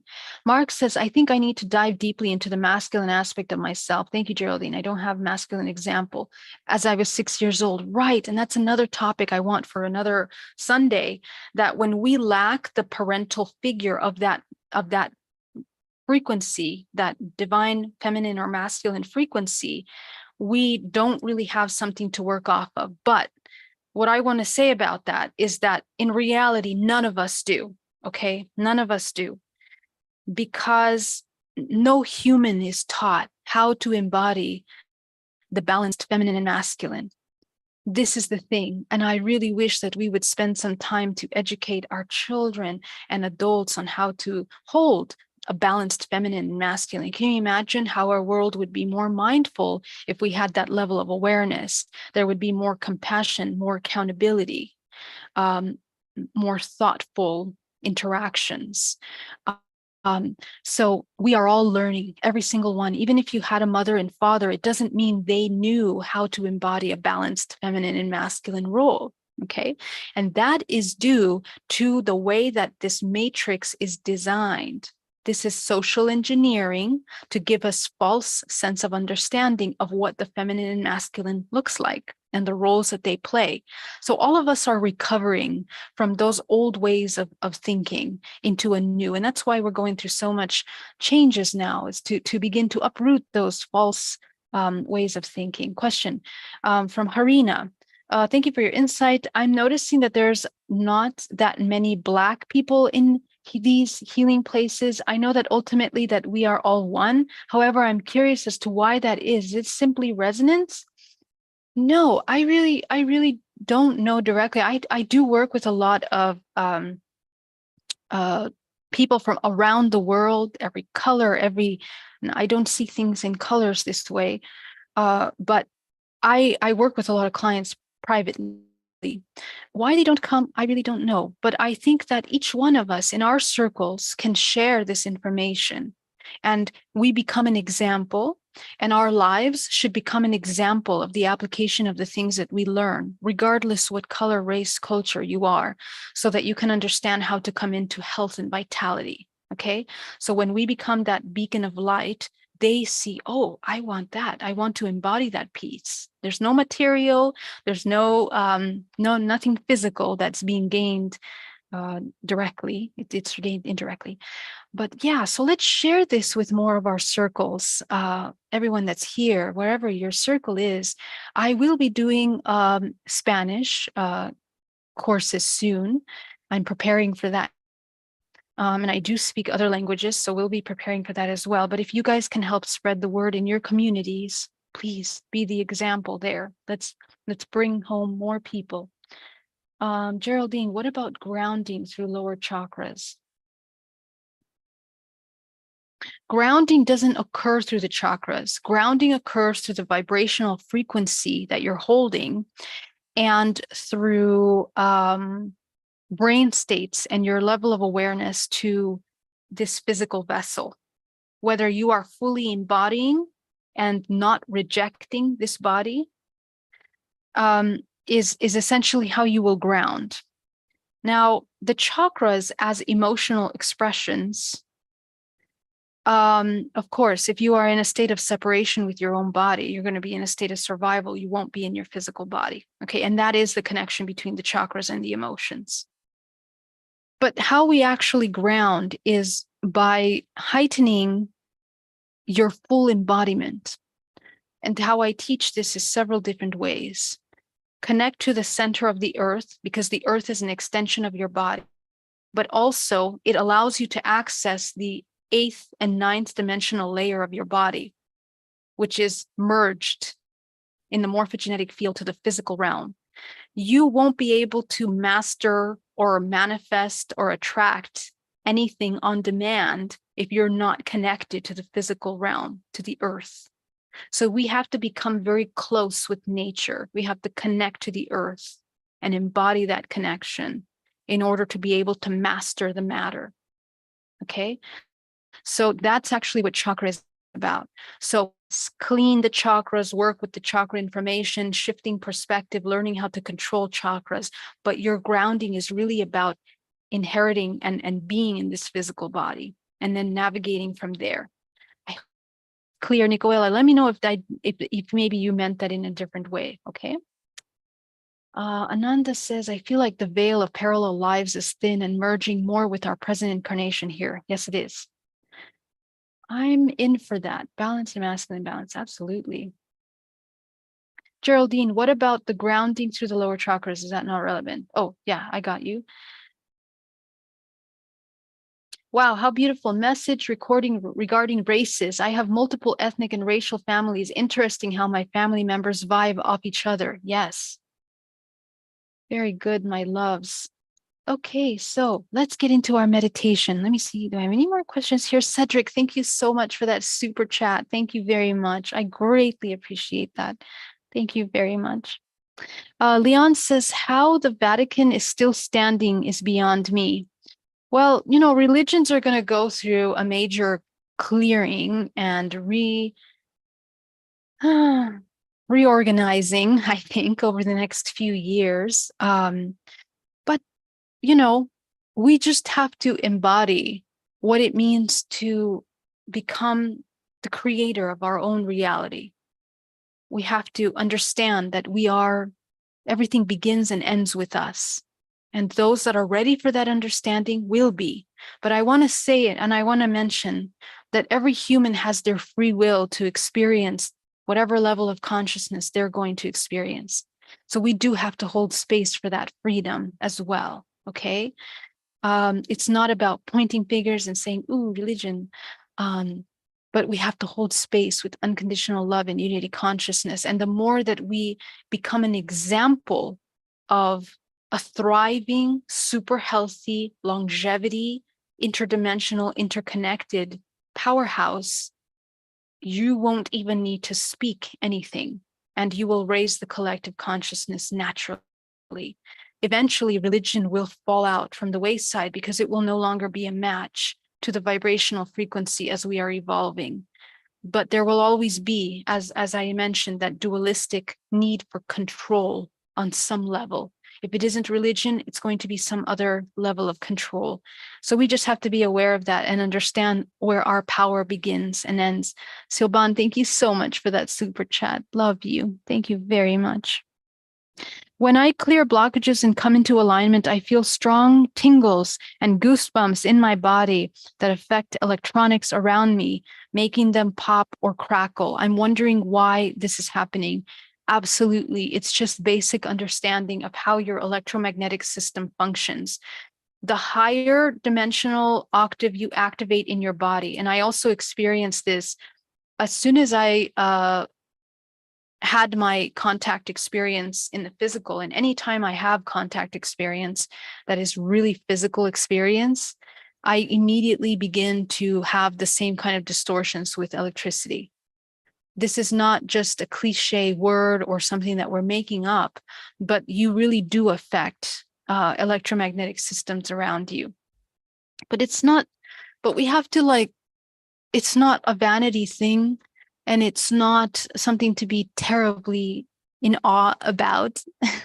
It's just confirmation. Take it as confirmation that everything responds to your field.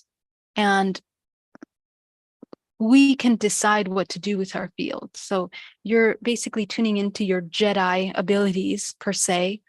And we can do all those things. We can affect other people. We can affect things, through telepathy. All of that is very real for the human, but it must be cultivated. So as you can see, when you begin to expand into the 7th, 8th plane of your body, you immediately begin to tune into the field of the earth. And that's how these electromagnetic shocks can come about and these changes. Okay. Oh, let's see. My own crown chakra sometimes is very active. It hurts my head. Does that mean it's overactive? No. It's your crown chakra. No. It means that you're training and reinforcing the intuitive muscle, which is an entire system in the brain that includes the pineal gland and the way that chemicals are moving through the body. Okay, so the way that we utilize the brain in order to activate our intuition is the activation of the pineal gland, which is known as the soul gland or the spiritual gland. But when we begin to activate this, it literally can create a pressure inside of the brain. And many people experience this pressure. I did too. When I was first baby using my intuition, really focusing on using that, I felt the pressure, and at first it scared me. The pain that I felt in my head scared me. Oh my gosh, no, I must be doing something wrong. So I would stop every time. And then I kept doing it. And I said, what happens if I just go into that pressure in the head? What happens if I just let it go? What's the worst that can happen? I thought I was going to faint. I didn't faint. Once I expand, it was amazing. It was as if from the root an energy expanded up into my head, and I was feeling more expansive and big. I felt my field grow. So please, be gentle, experiment, explore with yourself, but please understand this is very much a biophysical system.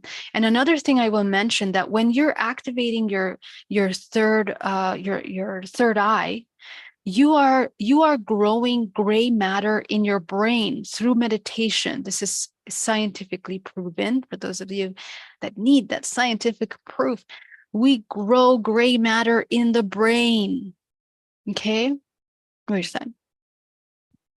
I don't remember where that picture is, but we are literally growing gray matter in the brain, and gray matter is what it's really powerful in the physical body. It helps sustain health, well-being in the body, but it doesn't only grow around the brain. And I wish I could show you this brain map. People that have Alzheimer's, brain is, all kinds of disorders, mental disorders. When you look at the brain imaging, it shows very thin brain matter, and it shows pockets inside of the brain mass. Okay, so what a study has done is taking a look at the result of meditation, for example, on ADHD or hyperactive or autism. They have done testing where they put those children in meditation, and their ability to self-regulate emotional responses was much stronger over time.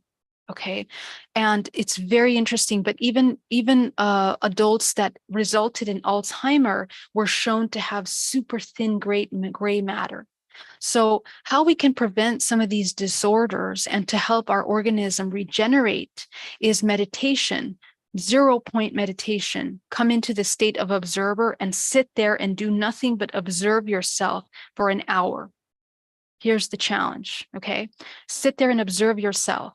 And what will happen is that observation state and noticing the emotions will grow gray matter not only in the brain, but it also grows it down the medulla, down this the nervous system that goes into the spine, all the way down into the spinal cord. And it reinforces your ability to activate your Kundalini energy, which is life force, to create a transduction for alchemical transmutation. It will be easy for you to transmute heavy emotions into high vibration emotions because you're building a strong foundation. When you grow gray matter in the brain, it also affects the nervous system, okay? And the more you grow it down the spine, through the spine, it regulates the emotions into a state of calm. So that's why it's easier for you to transmute your emotions. Get that? So it's really beautiful how that works. So this is what I would suggest for this. Please allow your head to hurt carefully, expanding that third eye. For beginners, you will feel pressure. You will feel a headache. And our bodies are so sensitive that when we open ourselves to these higher frequencies, remember, they're faster moving frequencies. Sometimes we have so much gunk in our body that it's like a huge contrast. So another thing that I will advise is to do, when you're about to do this meditation, clear your body, okay? Imagine that your body is balloons, spheres within spheres, and essentially you are clearing each one of those spheres one by one. Don't get attached to what you're clearing, what you're not clearing. You just simply imagine that this entire field, let's say the red layer of the body, it's polluted with all kinds of gunk. You're going to know because you know what you've been through this week. And you're just going to take it down like a vacuum it out of your space, every layer. This is a really powerful exercise. I have a video for this in one of my earlier challenges.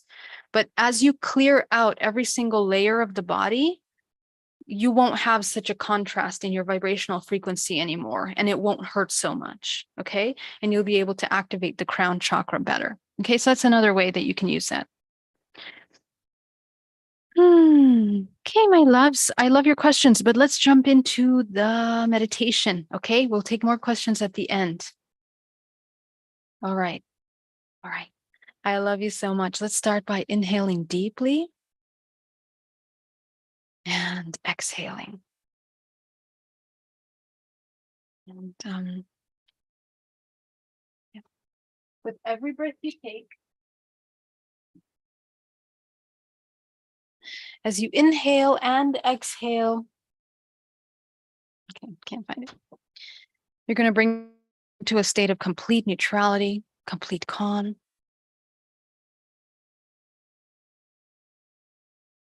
Breathing.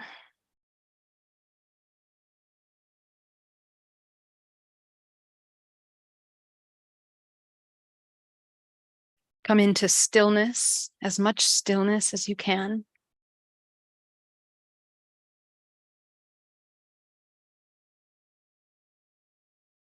Coming into alpha state in the brain. Breathing deeply.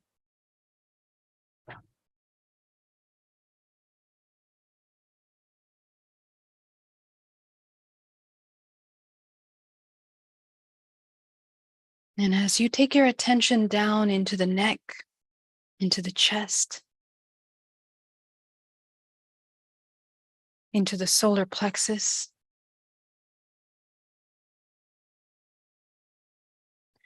releasing any tension, becoming aware of the emotions that are currently in your body at this moment.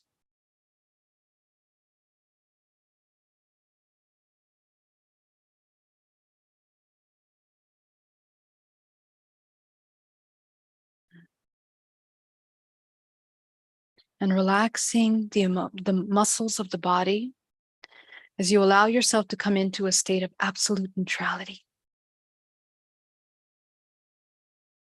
Breathing.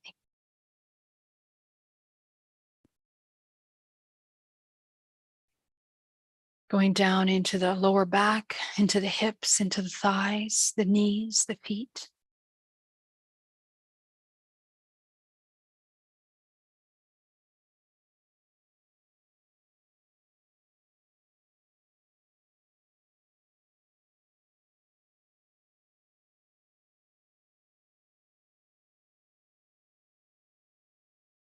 Okay.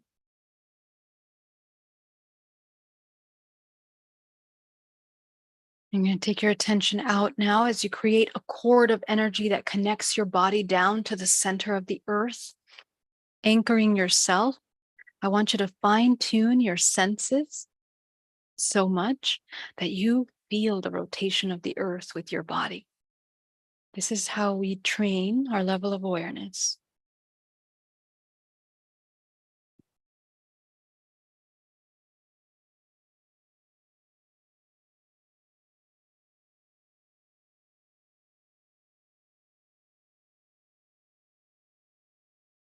Tune into your five senses. What are you hearing? What are you smelling? What are you tasting? What are you sensing?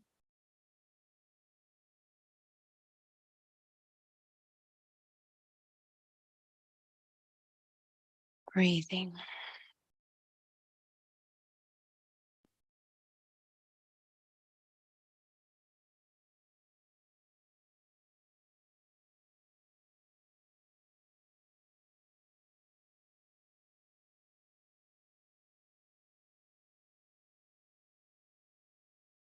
Breathing deeply.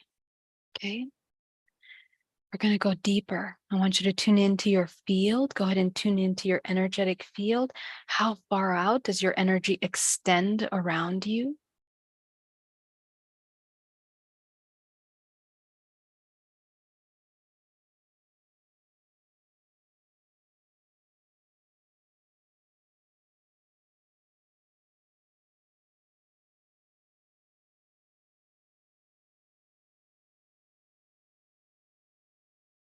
Very good. You're going to create a sphere. And those of you who've been meditating with me a lot, so I want you to turn in to your 13 layers of your body. Okay. Let's go ahead and tune into that 13 layers of the body. Let's change our frequency together. So let's go ahead and tune into the first sphere of your body, the first layer. We're going to simultaneously bring it closer to the body, shrinking the first chakra down to the size of a dime.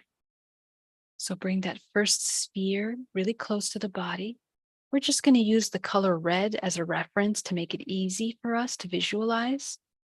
Imagine the red layer of your body, the first chakra shrinking down to the size of a dime,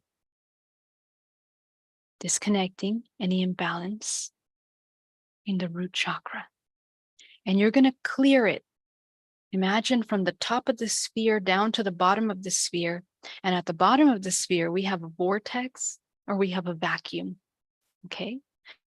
And everything that you clear from that first layer, all that gunkiness, all that, you're going to feel it. You're going to feel density where you have it. Sometimes it'll feel like half that sphere is filled up.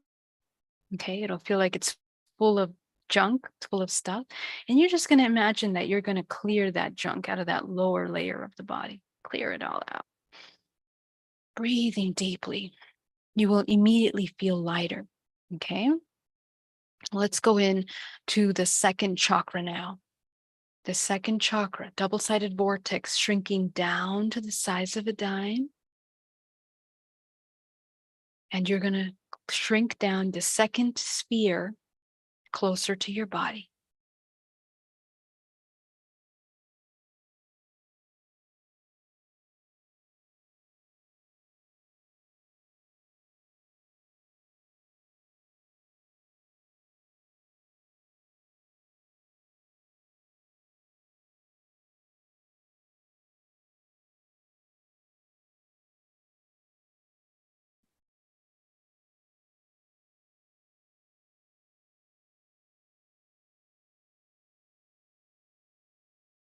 Okay.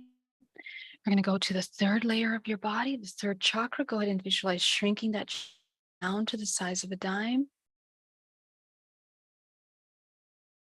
Go ahead and shrinking the third layer of the body down, closer to the body, clearing it out. Clear out the debris from the third layer of the body. Sending it down to the center of the earth. You guys are doing amazing.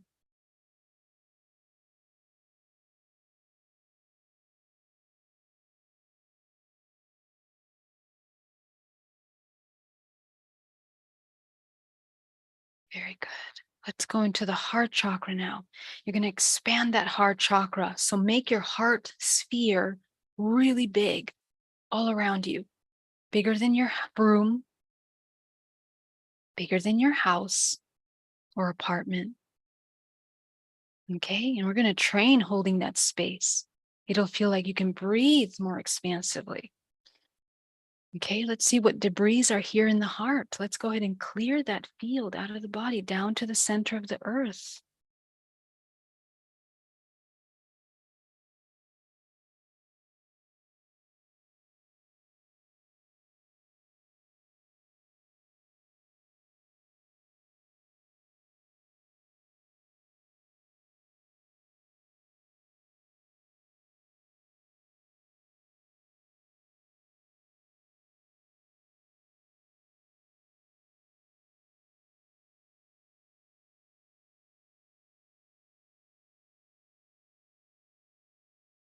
Okay, let's go into the throat chakra. Go ahead and expand that throat chakra, expanding the 5th layer of your body. Imagine a blue field of your body all around you.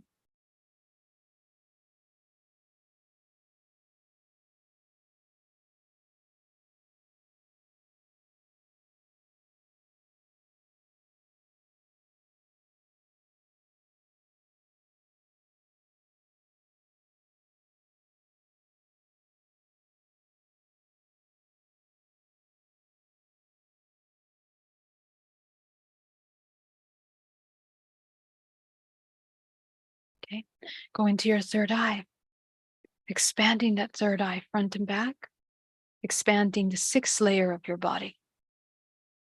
Bigger than the last field, than the last sphere. Okay, beginning to connect with the field now, beginning to connect with the collective. Okay, let's go up into the 7th now. Make sure you clear your third eye, all the blockages. These are all limiting beliefs and programs about trust, not being able to discern, confusion, disconnect.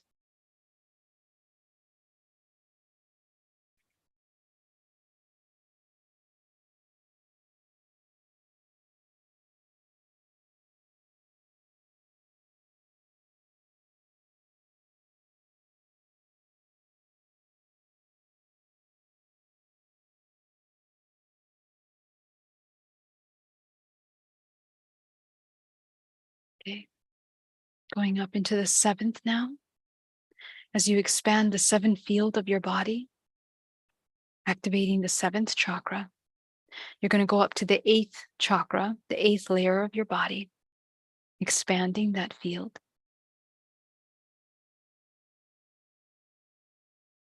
And you're going to change the color of your field to your highest vibrational frequency as you begin to override your matrix survival. Okay, so just visualize a frequency that represents your highest vibrational color. And you're going to fill the 8th chakra with that, changing the color of the 8th field.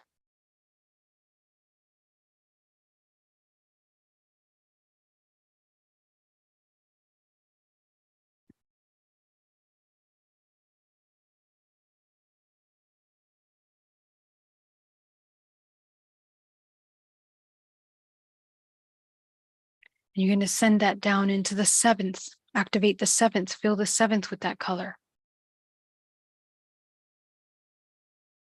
Very good.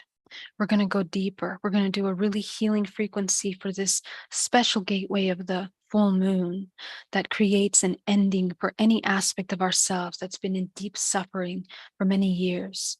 So I want you to select the color of a frequency that represents nourishment and healing for you, that represents everything that you require in order to embody your highest expression. I want you to visualize that from the center of the earth coming up into your body, creating a vortex of energy around you, activating your own vortex, spinning that vortex all around. Breathing deeply.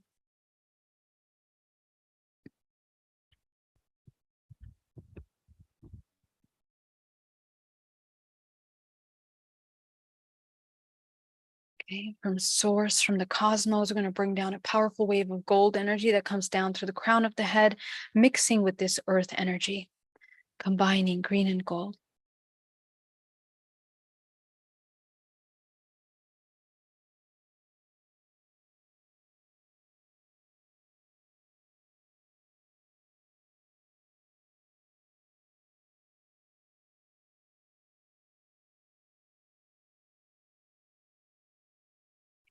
You're going to send 10% of that back down to the center of the earth, creating a channel of elimination down to the center of the earth. Go ahead and release anything that you're ready to let go during this phase.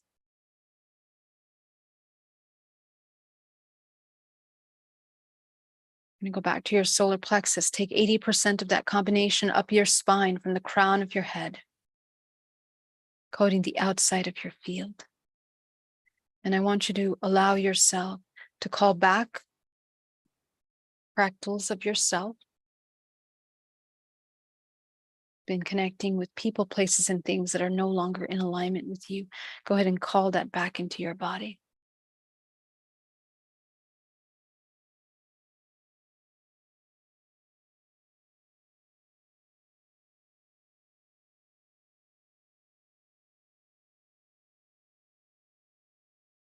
You decide how you wish to experience this realm, because you are the master of your own emotions and perceptions. This is what you can control. So you're going to take that final 10% of energy, you're going to bring it into the body now, into the pores, the flesh, the muscles, the bones, down to the cellular level, transforming any death into life, any stagnation into movement, into flow, any fear into love, any pain into peace, any resistance into acceptance.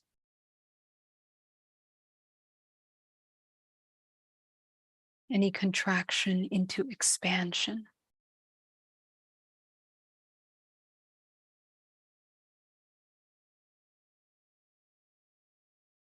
And allow yourself to nourish your body with this life force.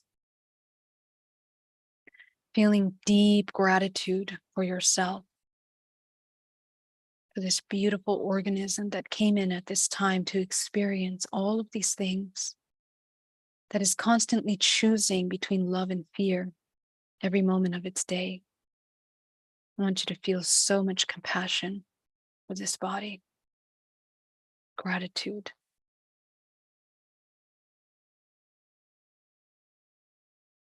Gratitude for the opportunities that arise in your life, for the support, the family, friends, the love, and especially the work that you do in your life in order to sustain this balance, this neutral balance.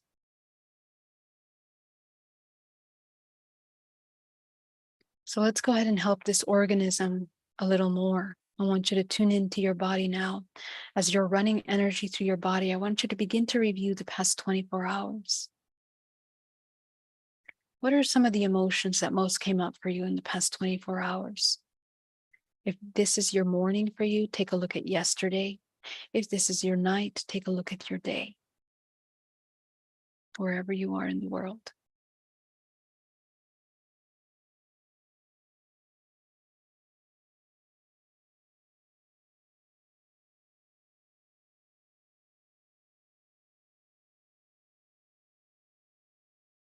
Sometimes emotions feel so strong, hard to pinpoint them, or parts of us don't want to even touch them. So I want you to gently allow yourself to notice the one that is the strongest resistance to feel. And that's the one that we're going to work on today.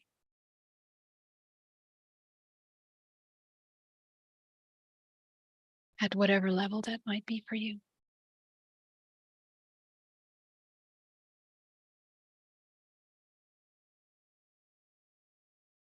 And just observing. As you begin to observe the emotion in your body, I want you to be absolutely present with it, observing it.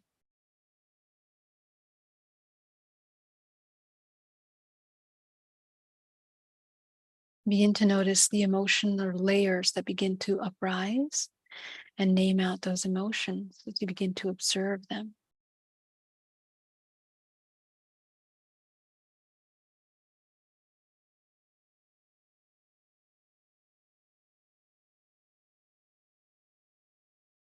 And as you begin to identify those emotions, I want you to ask yourself, who is feeling those emotions? Is it or the ego?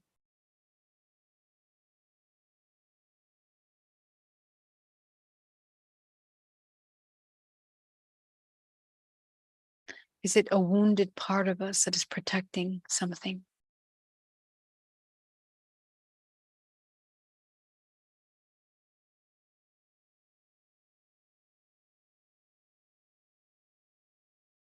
What is it doing? What is it protecting, and why?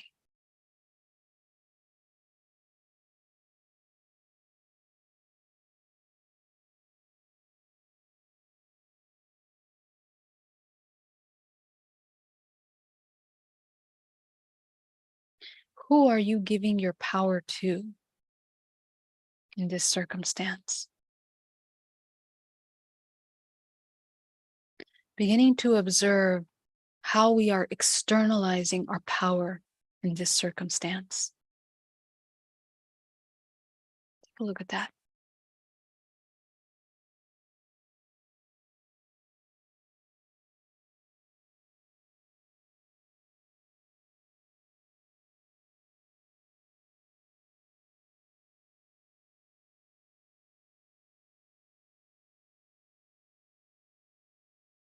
The longer you sit with action, the lighter it will feel, the less tension it will create in your body. This is how you know that you're neutralizing an emotion and getting all of its information. You will be gaining insights the longer you sit with these emotions. Do not ignore those insights. Take time to observe them, acknowledge them. They are very important information for you about patterns and neural pathways that you've been reinforcing. Remember that when you reinforce a neural pathway in your brain, you're also reinforcing that same program in the collective through your behavior, through your reactions. So the question here lies, what is your contribution to the whole? Who are you? What role are you playing? How much of your expression is fear? How much of your expression is love?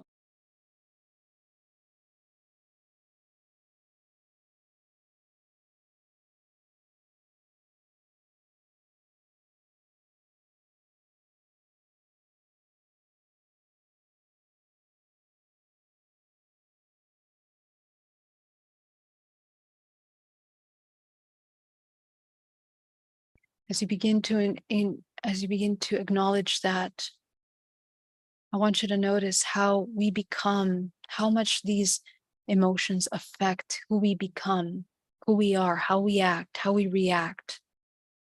Everything from our personalities to the clothing we wear, to the friends that we keep, the relationships that we maintain, the partners that we choose, the careers that we take. We become deeply, deeply entangled with these survival states in our lives. So just observe yourself. Who is protecting her? Who is taking care of her? Who is making sure that she is in a state of love and thriving and health? She or he?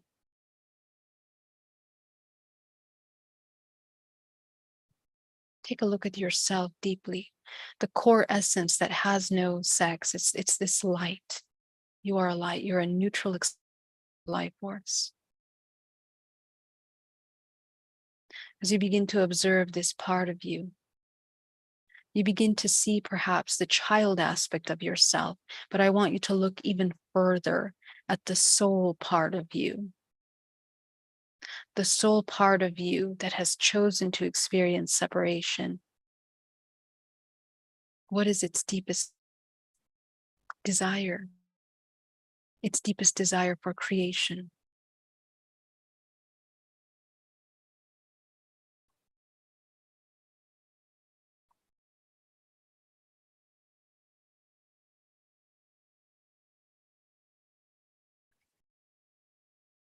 As you connect to your soul, I want you to take yourself to the highest dimensional plane that this soul exists upon. We exist in all dimensional planes simultaneously, but we are always mostly connected to some dimensional plane at any given time in our journey. And it can be where the origin of our channeling is. It can be the origin of where we connect with high-level information. We get intuitive hits and guidance. So I want you to notice it can come up as a number. What is the highest dimensional plane that this soul is interacting on? Let's take a look at that. Take a look at that. It'll immediately take you to one of those dimensional layers.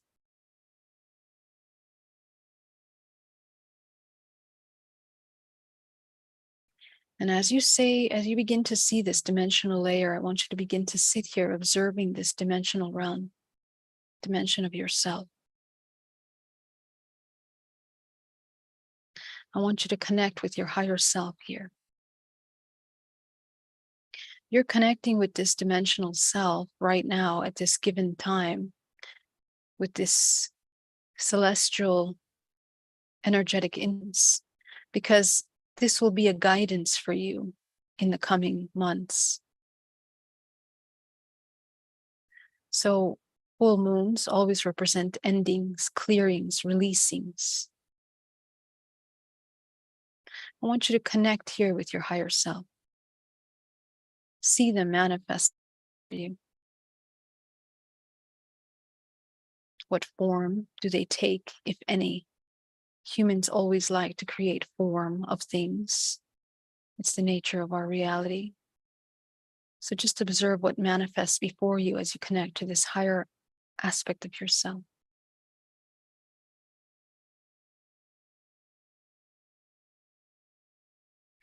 And I want you to connect with this part of you. And the question is, what is it that you require to let go of? What needs to heal? What needs to be resolved internally at this time in order for you to move forward into this new evolutionary cycle?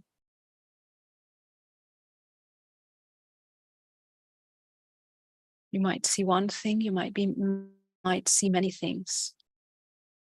Your body will speak to you. Every cell that is constantly moving counter-creative energies through itself will demand something different. It will ask for a different way. You might feel it like a discomfort in the body, a pain. You might feel it like just an awareness of your body that's tired of an emotional memory. Maybe you're constantly state of resisting something that's happened in your life, and it stays memorized in your body, the way your body contracts, the way you're constantly in a state of survival and defense. So take a look at those layers of yourself that are reactive upon hearing this question. What does this beautiful organism that has been in a state of suffering need in order to no longer suffer?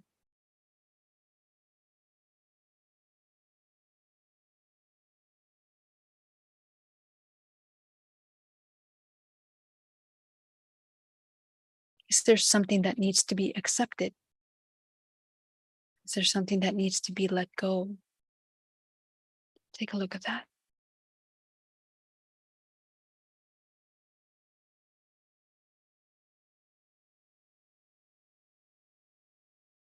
Just observing the role that judgment plays in our own suffering.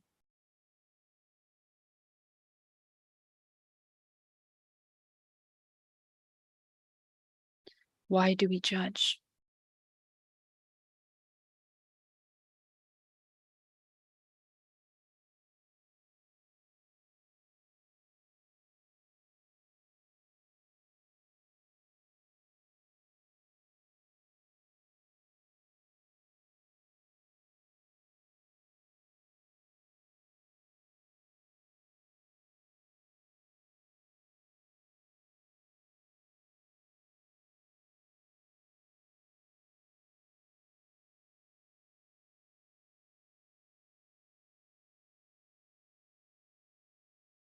Very good. So as you begin to receive those insights, acknowledge them, honor what's coming up for you. What does this organism need in order to no longer feel unsafe in any circumstance that we judge? What do we need in order to strengthen the foundation of our internal knowing, our internal awareness, in order to no longer require reactionary states, states of confusion, fear, disconnect?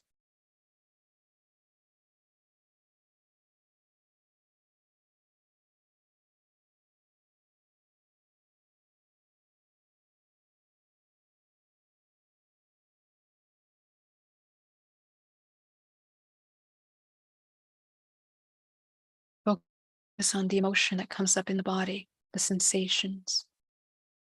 And if you're not finding the answer immediately, you're going to focus on observing the emotions in the body, and you're going to sit with them. They will inform you on what it is.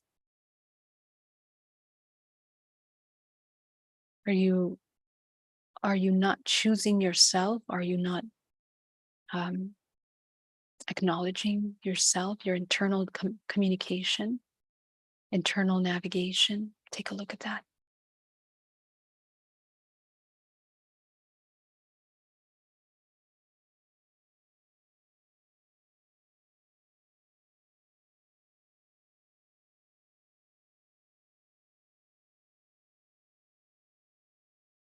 When you find the answer, all the contraction that is in your body, feeling the emotion, will release.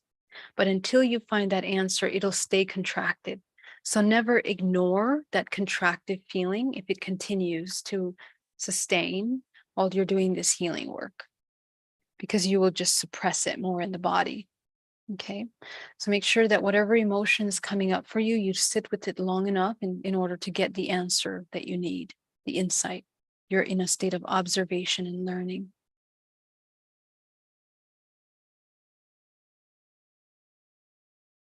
So a lot of you will be tuning into a collective frustration, a collective anger. And this is something that's been coming up, heavy emotions for the collective over the past week. Anytime that we see injustices in the world, within ourselves, with ourselves, towards ourselves, take a look at that. How are we sometimes abusing, neglecting, rejecting, abandoning ourselves?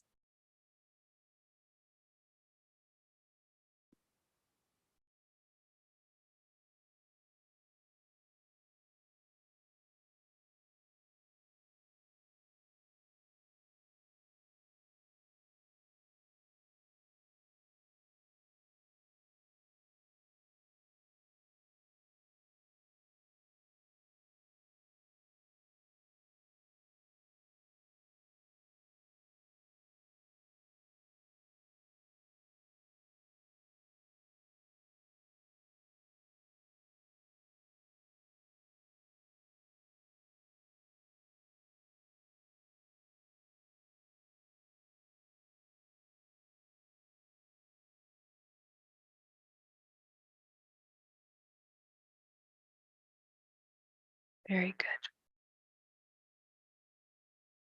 So as you begin to observe this, I want you to see all of the fractals of yourself from the womb until now that have repeated this program, that have repeated this act towards yourself in balanced state. And I want you to see, what is it that they require? What do you require in order to no longer feel this way?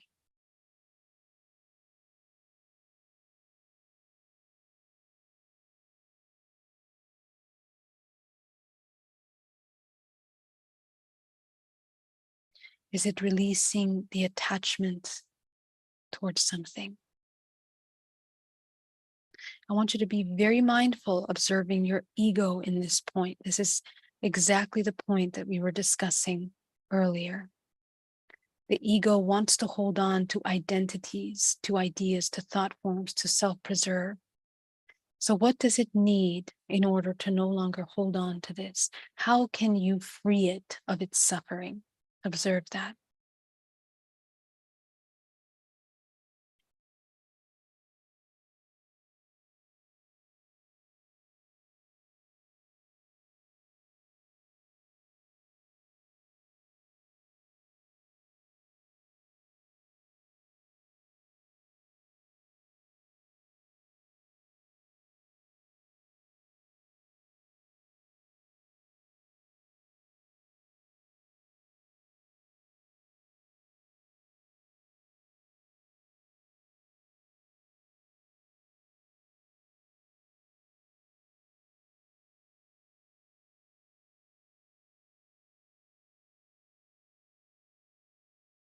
Very good.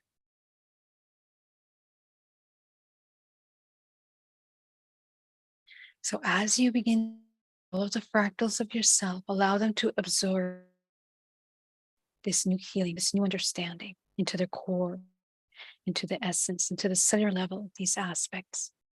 And you will see them beginning to transform, to change, to shift. And as you see that,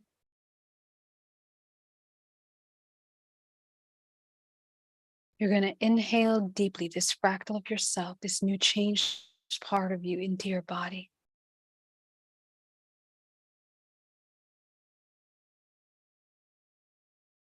Again, checking in with your body, making sure that none of the body is tense. There's no anxiety, there's no weird feelings, no nausea. A lot of people feel really strong reactions to a lot of these heavy emotions when they're not processed properly.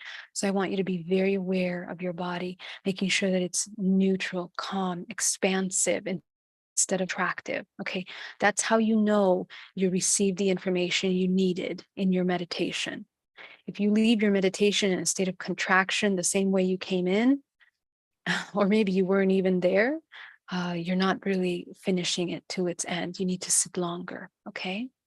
So just allow yourself to inhale that part of you into your body, and you're going to begin to work with the root chakra.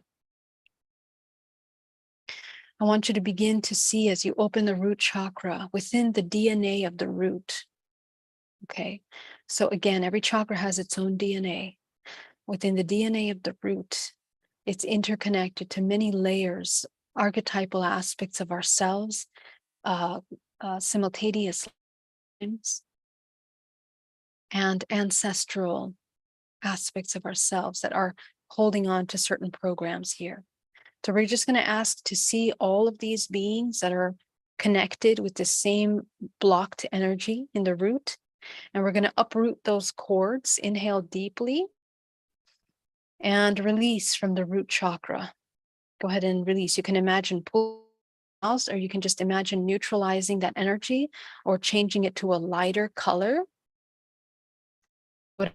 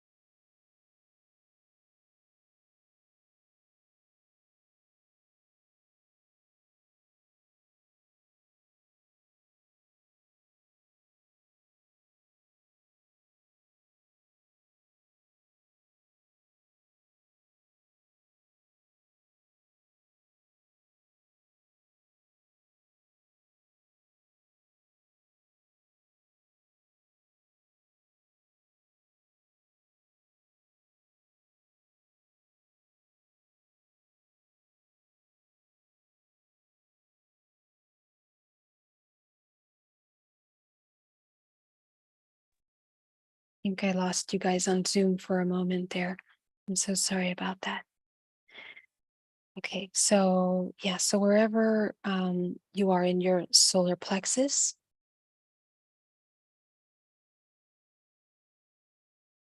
okay, going up into your heart, go ahead and clear from the DNA of the heart any kind of blockage, any programs there that are connected to ancestral lineages, simultaneous lifetimes, blockages in the heart, our ability to feel, ability to connect. Inhale deeply.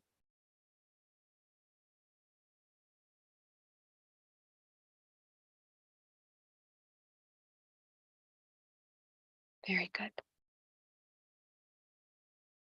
Okay, you're going to go up into the throat chakra now, expanding that throat chakra. Go ahead and clearing out all of the programs and thought forms from the throat.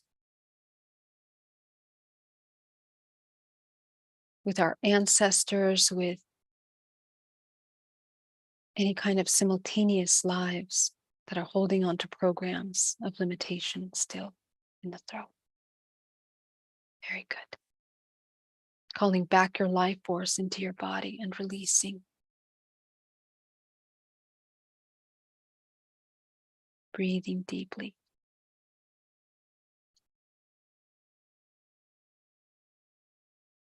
Okay, we're going to go up into the third eye now. Go ahead and clearing from the third eye. Blockages out of the third eye.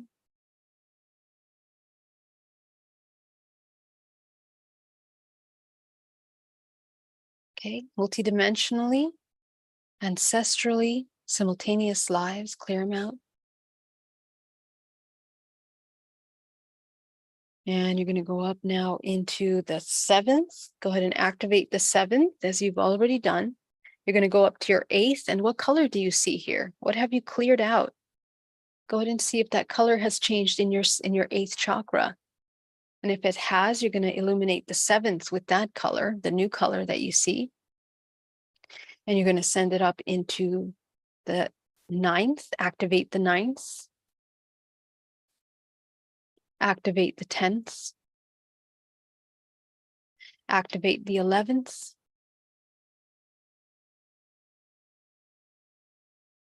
Activate the 12th. Activate the 13th.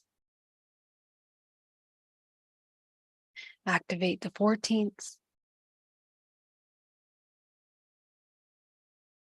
Activate the 15th.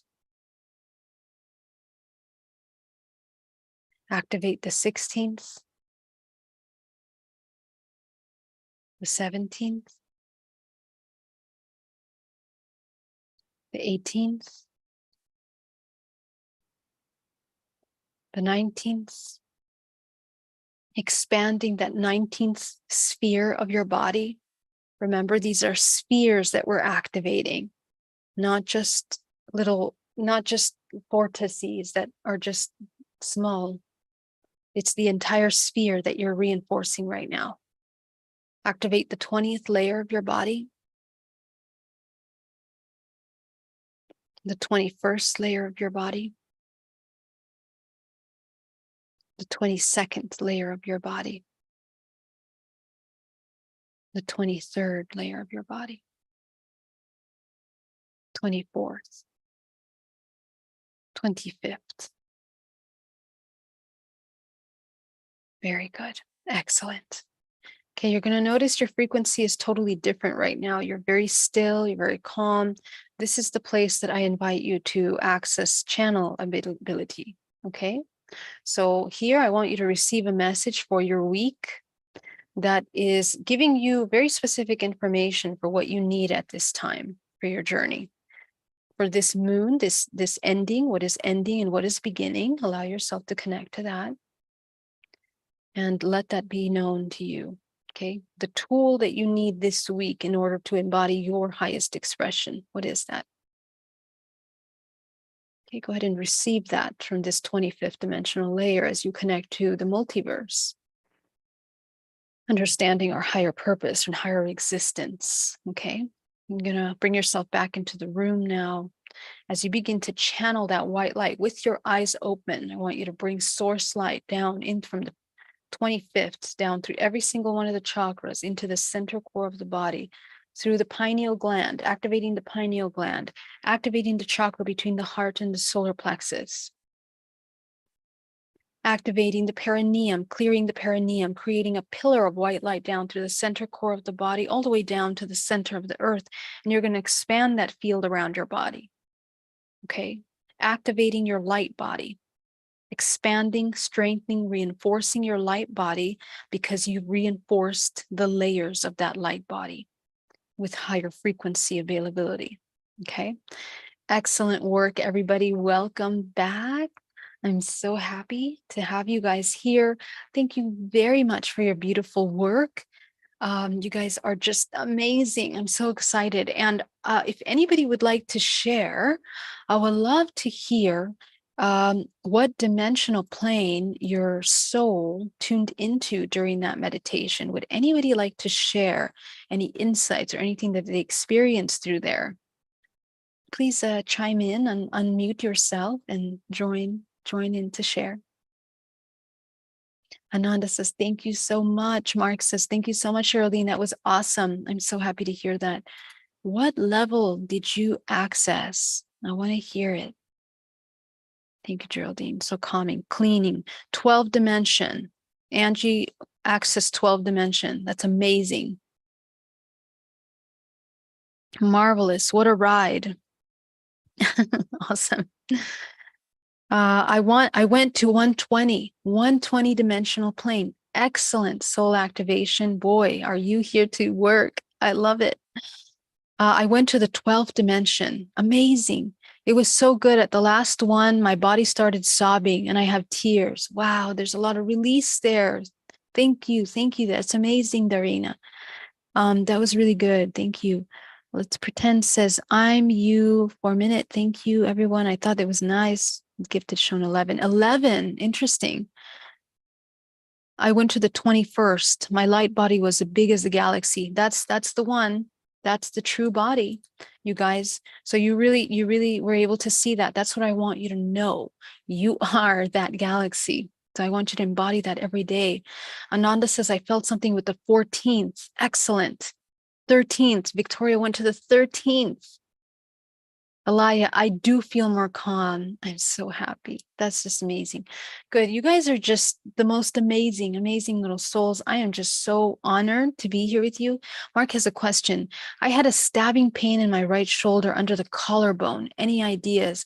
I would need to know at what point in the meditation came up, what emotion you felt, Mark, before that pain started coming up.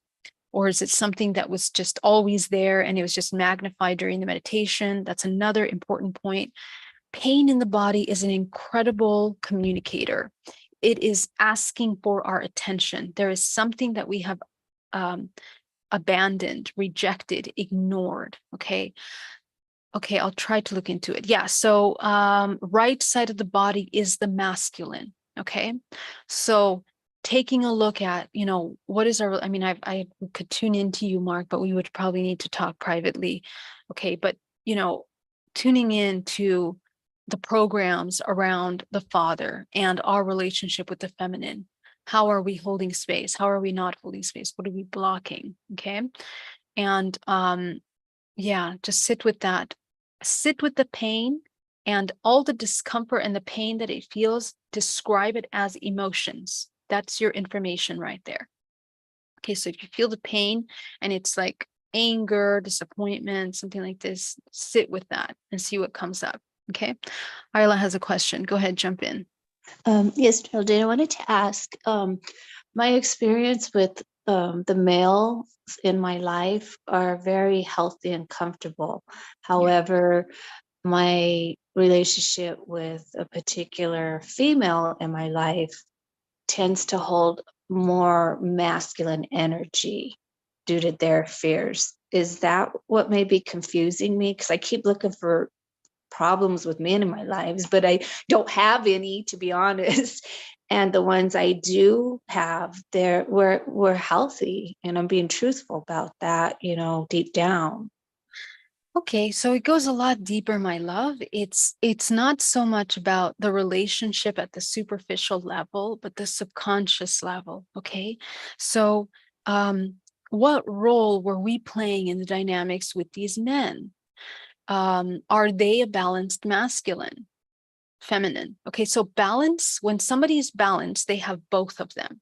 They're both in balance. They have the feminine and the masculine balance. That's someone that's whole. So there's no such thing as someone just holding masculine energy that's balanced or just holding feminine energy that's balanced because they're a female. Both sexes have to have both balanced energies within them. In that case, I want you to take a look at the dynamics that you have between these masculines. Okay, what role do you play? And that will help you understand what is out of balance, because even though the relationship might be harmonious at the surface level, there are little dynamics. Do we feel protected? The masculine represents action, putting things to action. So take a look at your life. Are we able to implement our spiritual practices in the physical and embody that, live that? That is the representation of a balanced masculine aspect of ourselves. And anytime that we haven't been able to do that, whether it's through communication, expression, action of the spiritual or knowing or intuitive information, there's a disconnect there. So those are the ones that we want to kind of repair and take a look at. So this kind of the role that we play is also going to play a role in our other relationships. So for example, with the feminine, you mentioned she embodies an imbalanced masculine. What's your role? Are you playing the same role with this feminine as you are with the other ones? But it's not working with her because she's an imbalanced masculine, okay? So I know this masculine feminine thing can be confusing, and the reason why is because the way that feminine and masculine energy works with us is that it's like a braided energy system. It's a conduit of braided energy system. And the right side of the body actually connects to the right side of the brain. The left side of the body connects to the right side of the brain. The right side of the body connects with the left side of the brain. Sorry, made that more confusing. Okay, so it's like this, okay? So our perceptions and dynamics, when they're imbalanced, it affects the other side of the body physically. So we have to look at the layers of how we are working with that information, okay? I hope that helps, Sila. Yes. Thank you. Appreciate that. Okay, thank you. All right. Thank you so much, Grace, for that super chat. Love you. Thank you. Siva Praya, thank you very much for that super chat. Really appreciate that. We had people from the 17th dimension, 14th dimension, 22nd dimension, 20. Yeah, please put your questions in caps so I can identify them. Love you. Love you, Blanca. Love you so much. All right, my loves, do we have any more questions here in the chat? 13th dimensional. Esteban says, 13th dimension, manifestation of higher self into water god. Water got fluidity and connection for deeper grounding. Overall, have been in much neutrality after experiencing another ego death this week. Wow. Healed and integration, a much deeper layer of the triggers that ties to self-worth. Excellent. Beautiful. Beautiful work. Question I have is, okay. All right, guys, I love you so much. Thank you for spending, holy moly, it's 4 o'clock. I can't believe the time. We had so much fun today. I can't wait to talk to you next week. Love you. Love you so much, everybody. And I will see you soon. Thank you for the super chat, Mafona. Thank you. It really means a lot to me. I love you. Have an amazing week, and I'll see you next Sunday. Okay? Love you. See you soon. Bye-bye. Bye, guys.